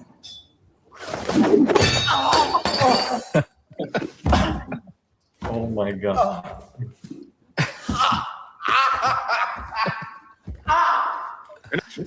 Oh Okay. my god, that's good. That movie. That was really good. Man, where's Ross? He must have had something to do or something. So sales pitch, we failed. I mean, I don't know what to say. I'm a great guy. I'm outgoing, loving, caring, affectionate, and I don't know what else to say. I'm a fun time. You'll never be bored with You got to me. be careful though. With women, you got to balance it out with asshole a little bit. You can't be just a good. Also, I'm an asshole. Because what girls say they like and what they actually respond to are totally different things. You ask them what they like, and they tell you all these good attributes. I want a nice guy that takes me on dates, this and that. But if you see the 5 X's that they've had, it's totally different. It's the bartender Right. with the tattoo. You gotta balance it out with a little bit of an asshole, a little bit.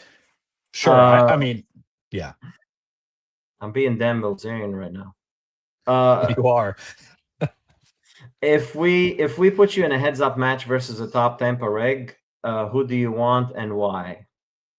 Heads up, I would want to go against Gabe Fuller. Shout out to Gabe. Shout out Gabe. I love Gabe, man. He's again someone who grinds a lot. Super nice guy. Love talking hand histories with him. We chat every now and then about hand histories, and so uh, I think I would just like to play heads up with Gabe, and I know he That'll be a loves that. tough match. He loves that format for sure too. And so, yeah, no, I think it would be a lot of fun. I would just enjoy the battle with him. Josh as well, of course. Josh Harrison, I would like to play him as well, but I would say You said Gabe Josh number Harrison one. or Nicholson? Josh Nicholson, I'm sorry. Nicholson. Yeah, yeah. Yeah, sorry. I always They get his both name like mixed to up. battle for sure. Yeah, for sure. Yeah, Josh is super hard to play against, of course. Yeah, we played during the tag team event at the TGT. Josh and I had a hand against each other in the cash streets. So they had like this cool dynamic where if you were in the tournament, the tag team tournament, your partner could play cash at a different table. Mm-hmm. And so Josh and I had a hand against each other. He like opened from +1. I defended the big blind, and the flop was like, I don't know, king nine blank. I check, he c bets, I call, and I think I turned to open in a straight draw or something like that. And I decided to lead. No, I'm sorry. Whatever the board was, I'm sorry. I'm usually good at hand histories. Whatever the board was, a straight came in on the turn. Well, then it couldn't be king high board. Oh no, that makes sense. Sorry. Turn Cash, right? comes. You're playing cash. Yeah, we're playing cash. Turn comes. It's a straight card there where there could be straights.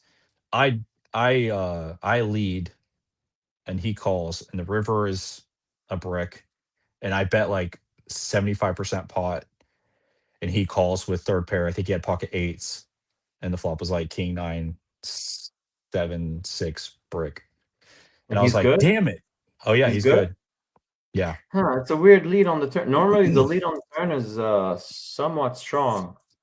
It's correct. That's what. different than the lead on the flop. The lead on the turn is pretty strong. Yeah, I'm not going to lead flop on a king high board, but when the turn comes in and introduces a lot of straight draws that I don't want to go check, I would Yeah, lead out. So that's what I yeah. did, and Josh punished me for it correctly. Damn. Max Payne. Max Payne. The machine said Jen was overseas for a while, but she's back. Okay, makes sense. I did not Yeah. know that. Yeah. So the heads up match, Gabe Fuller or Joshua Nicholson. Yep. What's one thing people would be surprised to learn about you? A couple of things, I guess. My nickname is Dirk, like Dirk Nowitzki, the basketball player.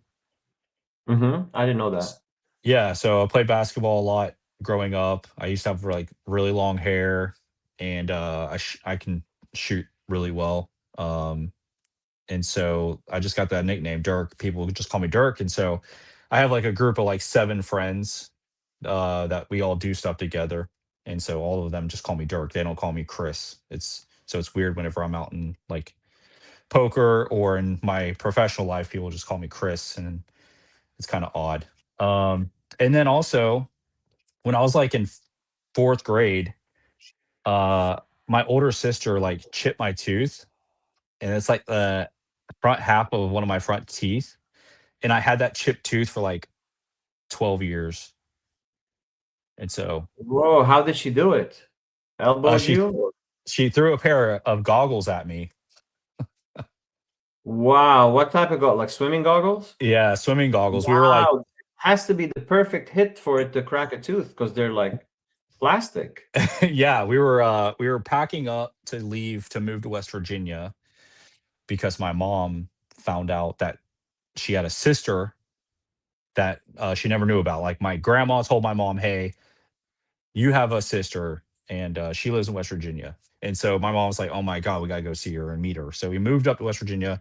When we were packing up our boxes, I got done packing all of our boxes, and I took a pair of goggles and threw them at my older sister just to be funny, you know. And so while I was laughing, she threw them back and just pop. No nerve, like when you eat and stuff, and you didn't feel any pain or anything? No, there's nothing like that. It was just to the part where, you know, that it didn't affect the nerves. So, and we Wow. were too poor for me to get it fixed. So I just had a chipped tooth until I was like Yeah. 25 years old. You have pictures with the chipped tooth? I do, yeah. It's if you I mean on my Facebook, I'm sure it's like way back in the day, like 2000. It's just a long time ago. But yeah, I have some pictures with the chipped tooth for How much sure. did it cost to fix? About $1,000? I was at Enterprise Rental Car when I got it fixed, and I had insurance. So I don't remember how much it cost. I don't think it cost that much. Maybe a couple $100. Who's the most entertaining player in the Tampa scene right now? I mean, it's Ross. Ross is just fun to play against. You can hear him from outside of the poker room. Um, yeah, it's just Ross. He's fun and entertaining, whether he's winning or losing, and yeah, definitely Ross. What's your go-to mindset after a brutal bust out? My mindset is I need Taco Bell. Fair. It just goes to like I'm done playing poker, now I'm gonna go eat. And usually Taco Bell is my go-to meal when I'm on the way What's home. the favorite meal on the menu? I usually get the Doritos tacos meal. So you get 3 of those, and then I get 2 bean burritos, and Damn, you then can eat. I get a large nacho fry. I can eat, and that's a problem. Okay, I eat too much, but I mean, you have obviously a fast metabolism because it's not going in your gut. yeah, you're too kind. I am uh yeah, I would like to not be this chunky, but it is what it is. Okay, we got a hand history here set up. It's a pretty interesting hand. Between Greenwood and Filatov. It's a Triton event. It's a 25K buy-in. 41 players left out of 389, so they're kind of close to the money. I don't think they're in the money yet. 389. Actually, I don't know the Triton event if they pay 15% or 10%. Right. So they're probably close to being in the money, so close to the bubble. So it's blind on blind. Greenwood opens to 3x. They both have about 25 bigs. Blinds are 40K, 80K, 80K. They actually have both 27 bigs. Greenwood opens to 3x. Filatov completes in the big blind. We know Filatov's hand. We don't know Greenwood's hand. It's ace-9 off. He's got ace of heart, 9 of diamond. Flop comes ace high, ace 6-8 with 2 spades. Greenwood c-bets third. He gets to bets 2 big blind on the flop. Filatov calls. It basically goes barrel 3 streets, and Filatov stations all 3 streets. And we're gonna talk about blind versus blind overall strategy, and we're gonna try to guess Greenwood's hand. Let's watch the hand real quick. Sounds good.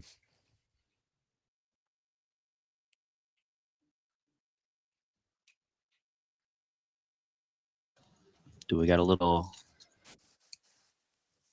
Might be a commercial. Imagine being able to build anything. Imagine. About it. Meet Base 44. Mystery going on? Ooh, Seems so like much it. mystery. Blind versus There blind. it is. Mystery Hand, sponsored by WPT Global. So it's pre-flop raise 3x from Greenwood from the small blind into Anatoly Filatov. And Anatoly's got top pair. Decent kicker. That kicker does have a little straightiness characteristics to it. Yeah, if you're Filatov here, you're just hanging on for dear life, hoping for a sort of brick run out and hoping Greenwood doesn't just blast, because it's kind of your job to call it down. Playing 25 effective. Shouldn't be too surprised to see Lucas coming up with c-bet in the pre-flop raised pot on ace high. In general, what's the overall strategy, small blind versus big blind? Let's talk small blind. What's your go-to in the small blind in general when it's folded to you? Yeah, so I implement a limping strategy a lot from the small blind with a lot of my range. The only time I'm raising is usually with it's not polar and it's not linear either. It's weird. Like my worst hands, like really bad hands, like 8 deuce off, 6 deuce off, 7 deuce off, like all those hands. Obviously I'll fold a lot of them, but there's some hands that like I will raise. It just depends if I think the big blind's over folding or not, right? So Mhm. a lot of my trash hands, I will raise them. My hands that are playable post flop and can withstand a raise if I limp those. And then my obviously my really good hands at the top left of the chart, I will raise those. So like aces and kings. Down to queens. Jacks, I actually played jacks, like I limped in with jacks against a big blind who I didn't know. This was on Saturday. The board was like king 9-5. I check called a bet. Turns at 9. I check. He bets again. Probably should just give up at that moment, but I was like, I'm under up my hand a little bit. I'm going to call one more time, and the bet was really small, so I called. River was a 5, so now it's king 9-5 9-5. Check fold river, and he shows a 5. You have Jack Jack. Yeah, I have Jack Jack in that hand. You limped. You said you limped small, and the big blind open, and you just called. No, big blind checked it behind. I like it. I like limping. I like the limping strategy versus the pool we play against. Yeah. You can mix. I like to mix. I played a really out of line hand in the league, and Steve Chutsis was at the table, and he messaged me later. He's like, "Wow, you guys are playing above the rim lately," because he saw something like really out of line. The guy, shout out to Greg in the league. He opened. Let me remember what happened. Oh yeah, he opened the small blind. I defended big blind way too loose.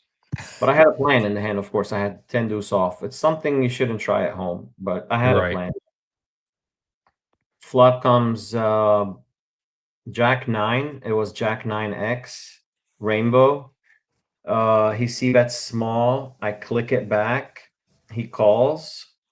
Turn is a brick. He checks. I bet. I bet like 80% on the pot. The hand should have been over for him with his specific hand. He had equity. He had king queen. He had 2 overs and a gut shot for the nuts. He had king queen off. Yep. But I bombed turn. Like, you're too ambitious. Like, what's the plan if he breaks river? Because it's a Saturday too. We're playing the league.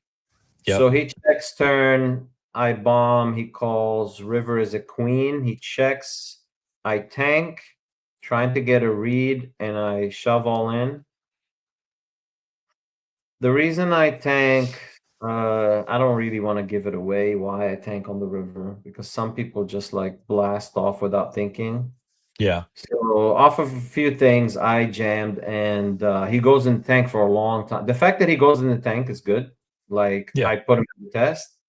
He goes in the tank for a long time, like a minute maybe, and then flicks in the chip, and he shows king queen, which is reasonable on the river. But like, he's basically saying I have nothing, because all my value hands, like I check raise flop, bomb turn, like I'm saying I have 2 pair. 2 pair plus, And, right. yeah, and his hand is really like, his hand is blocking my, I don't think he's thinking at that level. Like, it's blocking my draws. It's blocking like queen 10. It's blocking it's blocking some of my bluffs, not much. The queen 10, basically, that's it. Queen 8, I could do that with queen 8, like a gutter and 1 over. But Yeah. anyway, yeah, it was blind on blind. I don't like battles too much with amateurs, blind on blind. You don't want to bloat the pots. Just keep it simple. I regretted the move later on. Of course, if he breaks river, I'm winning the hand. Any river card besides a king or queen or a 10. So he had outs. He had like 10 outs. 5 Right, and but 5 yeah, and that's 4. one of those spots where when you're facing a turn barrel like that, like with king high, you just, I'm folding there. I don't. What do you hope? Obviously, if you hit the 10, that's the gin, that's fine. But like, Yeah, when he's you hit definitely a not king or getting the right queen, price on the turn. Definitely not getting the right price. That's because I bet like 80% pot. yeah, But for anyway, sure. let's continue the hand. Texture. So, not much clarity at the moment for Filatov. good turn card for Filatov. Picks up outs in case he. I'm trying to pay off your loan. Stop calling me. You sound like a psycho. I swear to God. I'm calling. He is behind. This Lucas Greenwood guy gets after it too. Oh yeah, of course. All these guys are capable. Yeah. It does better get a bit scary though, doesn't it? If Lucas finds a big bet here. Supposed to have a pretty strong range if he's going with raise from the small and 2-barrel on the ace high board when Filatov can have some aces. And not just ace 9, but look at that. Yeah, an ace 8, ace 6. Like this. So he fires 2 big blinds on the flop. On the turn, he bets 60% pot, like a huge bet, basically. This is pretty strong barrel here. I would be very surprised if Lucas Greenwood had just something.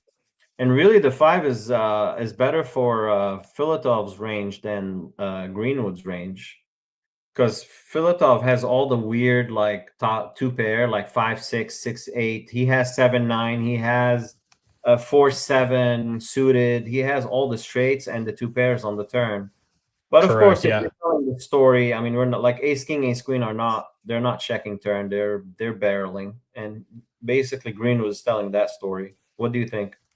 Yeah, no, I agree with that. I also think, like I was kind of speaking to, is this Lucas guy. I've seen him in a couple like hands, but he's a psychopath, and so I think he can find those raises with those really bad offsuit hands that connect with this board. And he's like, obviously, it's an ace high board. I'm going to continue firing. So like, I wouldn't be surprised if he has like 10-7 offsuit, 7-3 offsuit. Or the he could also have the 9-7. He has those hands because he's playing a polarized range from the small blind. Like these guys, they raise like the complete garbage. that hands that can make, they're not relying on the hand to make a hand post flop. So they're raising like you said, 7-10 off, 7-9 off. He has those hands, and he has some premium hands. He doesn't have that many middling hands, especially suited. Like Jack 10 suited, Queen 9 suited. They rather like flat these hands than actually raise, and they raise their best and worst. Yeah. Right. Something like King Jack off here, right? Seems a bit counterintuitive. Bit brave to be betting into this board. Yep. Spades makes the most sense. Maybe like 10-9. Notice the SPR here is getting weird. Lucas has like 1 SPR. And if Filatov calls this bet, the SPR is going to be, his SPR is going to be less than 1. So he's going to have less than 9. So the stacks are getting weird here. For multi-barrel. Yeah, I wonder if Greenwood raises the 10-9, maybe the suited combo sometimes, but offsuit more limp, right? Yeah, I hear you. Yeah, not going anywhere with ace 9. Has to call as it's played. But I mean, here it's getting dicey. Like what's the plan on the river if we don't improve the 2 pair? Yeah, we don't love it, but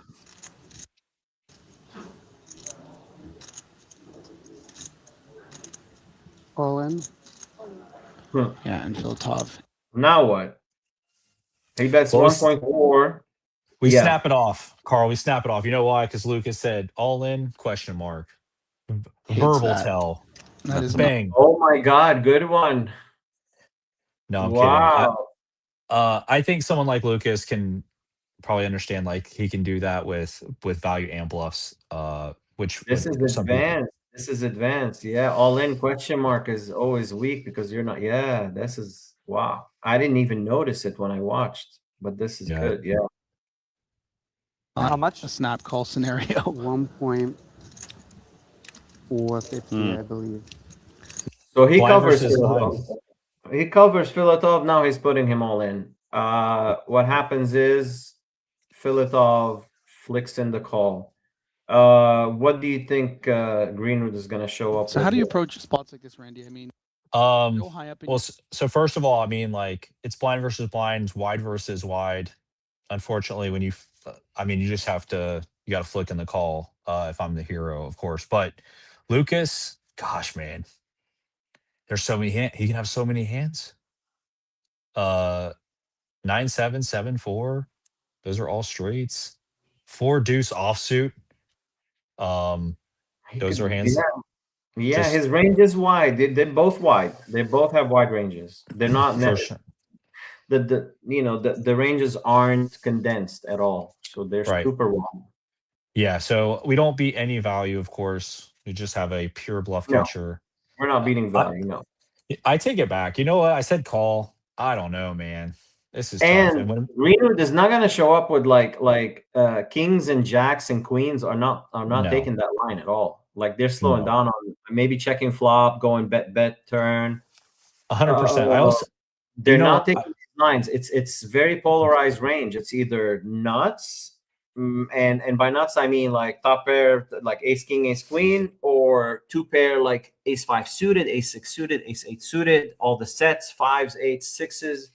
He's got all these hands. Some straights, 7-9. yeah, But there's a lot of hands he has. Like there's just so many hands that actually have are really good made hands on this river. I said I would call, and actually, you know what? I might find a fold here just because, and if he has a bluff, that's fine. But like, oh my god, we just lose to everything. Philip here uses a couple time banks and flicks in the call.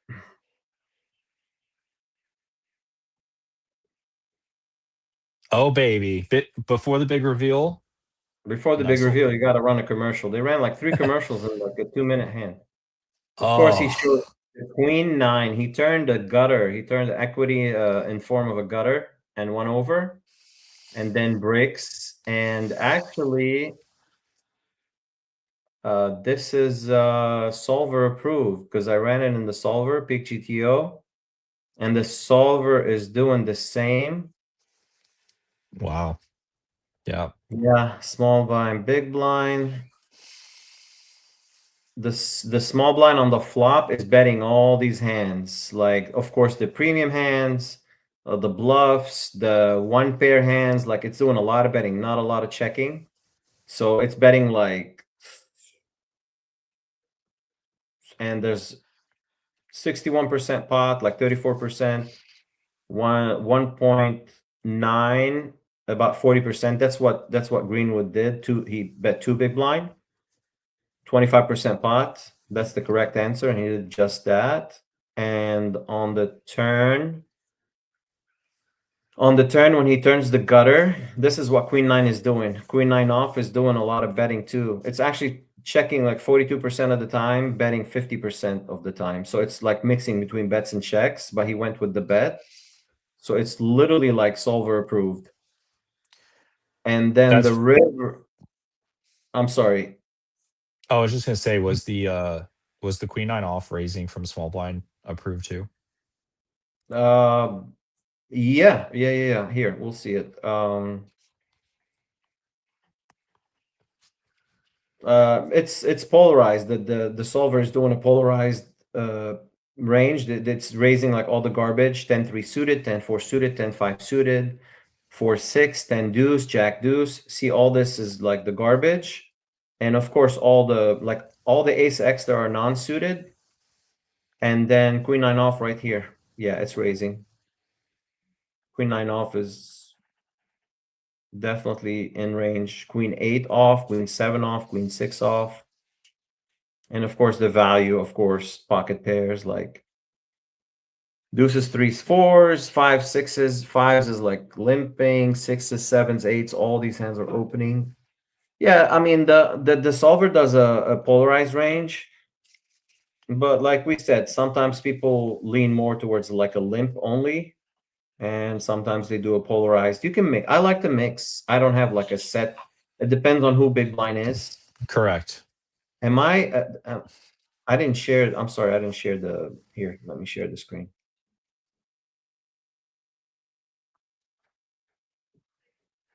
Can you see it now? Yep. Yeah. Yeah. This is the opening range. It's mixing between garbage and value. Right. On the flop, big GTO is.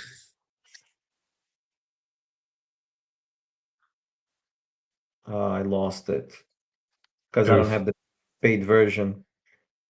Okay. Okay, disregard. But I believe you. So on turn, you're supposed to mix, and he went with the aggressive option of barreling. On turn, we can check or bet, but I mean, he turned a little bit of equity, and he had air on the flop, so he just barreled. And I think they were close to close to the bubble. I'm not sure if they were in the money or not. From the commentary, we we didn't know. Right. Yeah. I have Crazy. a hand that you ran with Bart Hansen. We're at the 2-hour mark. What time you have to leave, Chris? It's 11 o'clock right now. I have to leave in 7 minutes. 7 minutes? Okay, let's And I take the questions from the chat real quick, Okay. and we wrap it up with the questions from the out of line questions. Sounds good. Did yeah, do you have the ones from the Facebook post that I did too? Yeah, the ones from your Facebook are. I Yeah. don't have them on mine. Okay.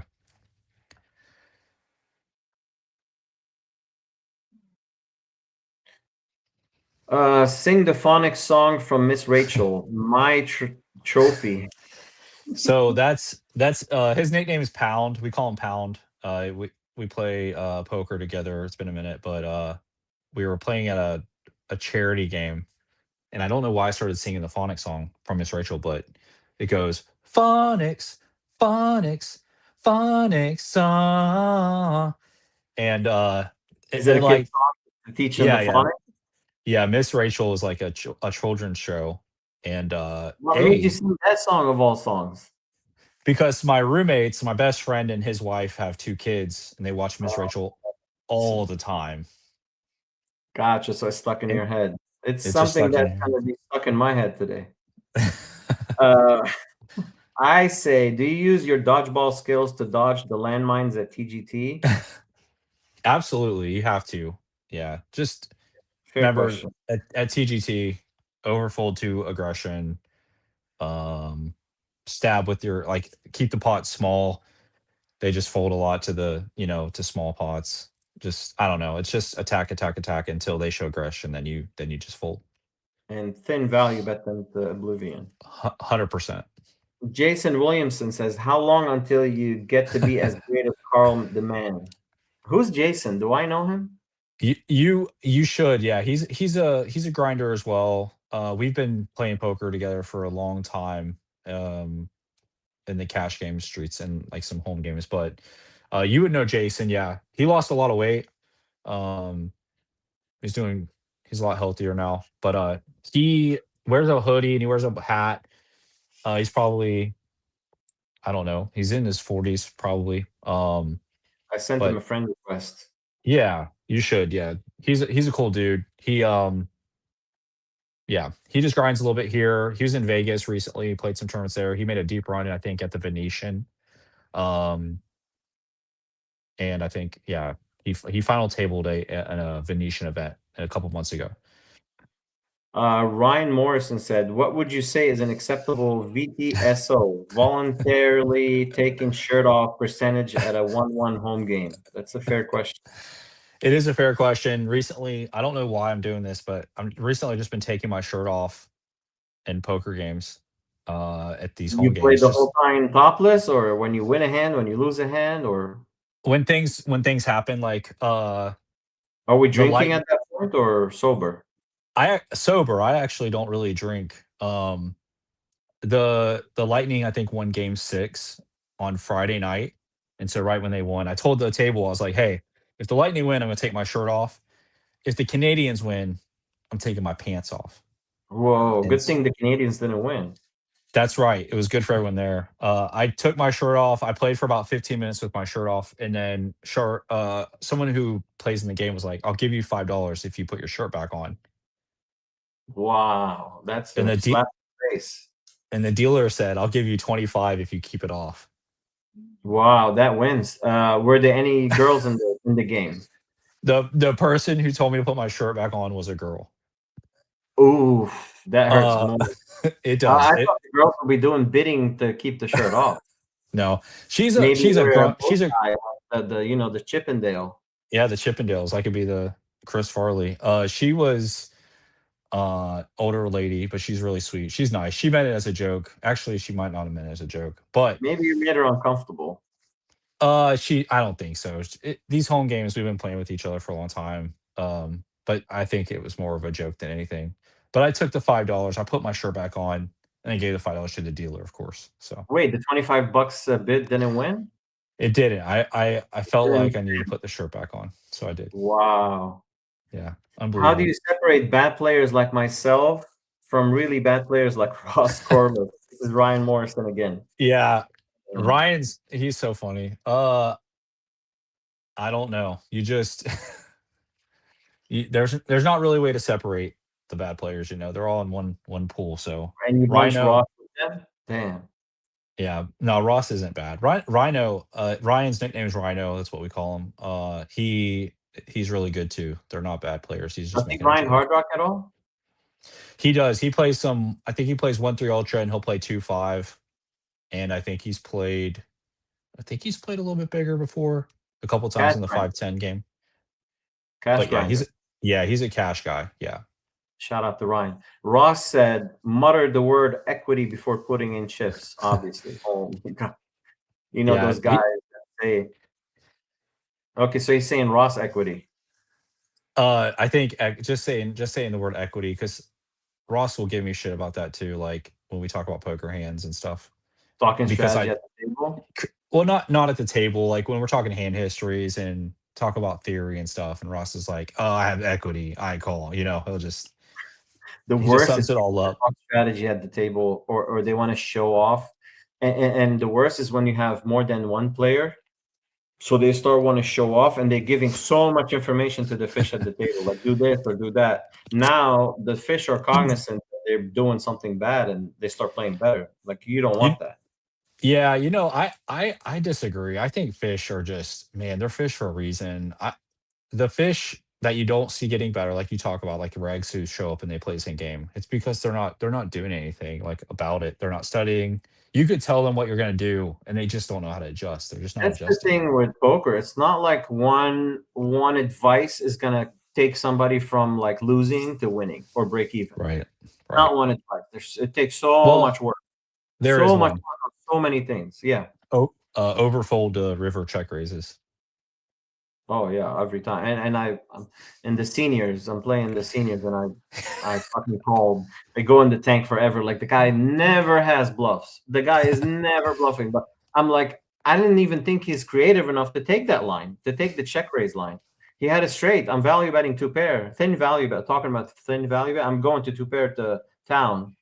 7-8. I open 7-8 suited. Flop is 4-5-7. He see bet, I call. Turn is an 8. He checks to me. I bet turn. He calls. River breaks. He check. I'm going for pure value. Sure. Like, he shouldn't have that many sixes. He opened early. I'm calling on the button with 7-8. I see bet river like 60% pot, and he goes for the check raise. I'm like, this guy never has a bluff. But what sixes does he have besides 6-6? Like I don't see him having that many sixes. So of course, A6 off under the gun. He opened A6 off. What are you gonna do? Pay him off, and I did the walk of shame. Like, well said. Though. Don't call check raises from rocks. There's that too, and like there's other spots that we just overfold to aggression, dude. No matter what street it is, either. As a matter of fact, I'd like to talk about a hand you played at TGT. It was one of the first events of the series, and I think it was the second event. It made your story, right? You called me sticky. I saw it. No, not that one. That one was just I was really bad. No, that one. Okay. That one you ended up doing really well. I think that was the start of your upswing this year. But what I'm saying is, it was the first event or second event, and you opened from hijack. The button flatted. We're on the stone bubble. It's small blind, rips it all in. Do you remember this hand? I know I stone bubbled, and I just went for it. I know I was light, but I just went for what did I call off with tens? Tens. It wasn't that light. I don't think it's light. It's just that you just fold because this guy's just never. He's never. He had doing teams, this. right? Teams or aces? He had jacks, jack. Yeah. I remember the hand. And I was thinking in that moment, damn it, Carl, just fold because this guy just never has worse hands. And maybe you're flipping. It was like 50 bigs. he had a lot of chips. Yeah. And he's just not someone that was playing that way that can have bluffs, in my opinion. So Never. Yeah, I went in the tank for long too. you did. And I was like, Yeah. R.I.P. Carl. Yeah, I remember it. Nick Key says balloon pilot. Balloon pilot, you made it back to Earth more than once after floating away. Who's Nick Key? Do you know Donnie Kidman? Oh, Donnie? Nikki is his wife. Yeah, of course I know Nikki. Yeah. Yeah, Donnie, love Donnie, love Nikki. They're sweethearts. They're she makes really good cookies, by the way. She made me some cookies. But yeah, she's just commenting. So yes, Nikki, I made it back alive. And here I am on the Carl Mann podcast. Wow. What time you have to leave? It's 11:18. Man, I had 3 minutes. 2 hours went like this. It did. Too 3 bad Ross. Sorry, go ahead. I know. No, you're good. R.I.P. Ross. We lost him. We lost a good one. Maybe his phone died because he was in the car. Oh no, he was in the house. So maybe the iPad died. Well, Who knows? Chris, it was fun. Thank you for coming on. Do you have anything else to say to the crowd watching? No. Thank you to the crowd that's watching. I hope one thing I was gonna say is like I'm the least accomplished player I think you've had on the pod so far. So that makes me sad, but also I'm excited to eventually bank a big score and yeah, maybe, and then we can reflect on this video like 5 years later. Oh man, I remember when Chris sucked. Listen, and then 2 things. First of all, have a safe flight. I'll see you when you get back. We should set something up to play basketball or something for our mental health before we go postal because we're stuck in a room all day. I mean, not you, you have the job, but you travel and stuff. But I don't get people on the podcast if they don't have anything special. If I don't see something special, I'm not going to get an average Joe that's not going anywhere. What I've seen at TGT, I was impressed, and that's why I got you on. I'm not saying that to your face. Like, I saw that you're working on your game, and I know you're going places. Second, I hear people sometimes, I invite them on the pod and they'll be like, oh, I don't want to come on before I score this. And they'll be accomplished. They'll have like $1 million in earnings. I'm not going to name a name. He's like, oh, we'll see after I bink this. It's not about binking a score. It's about when I invite you on, you have something special, obviously. right, So, I appreciate that. Of course. I guess see you at the tables and see you when you get back. Let's set something up. Basketball maybe, or pickleball like the old folk will play pickleball.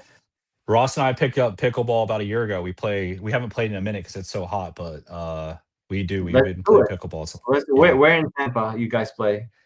Well, we don't play in Tampa. We play in Lakeland. Oh, that's a drive. Far. Long time ago when I was single, I dated a girl from Lakeland and I would never go see her. She had an issue. Anything over an hour, I'm not driving. Like, forget about it. I'm not going. Yeah.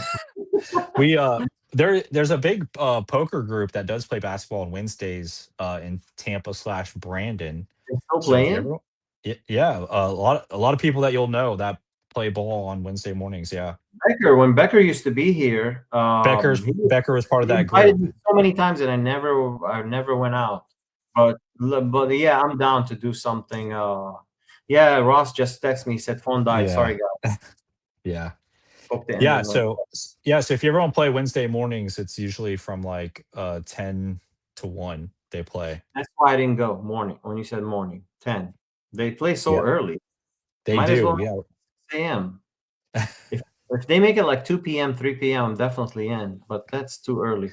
Let's set something up. Get ready for your flight. Have a safe flight, and let's get in contact after you're back. Thank you so much for coming. Carl. Thanks, man. Appreciate it. Of course. See you at the table.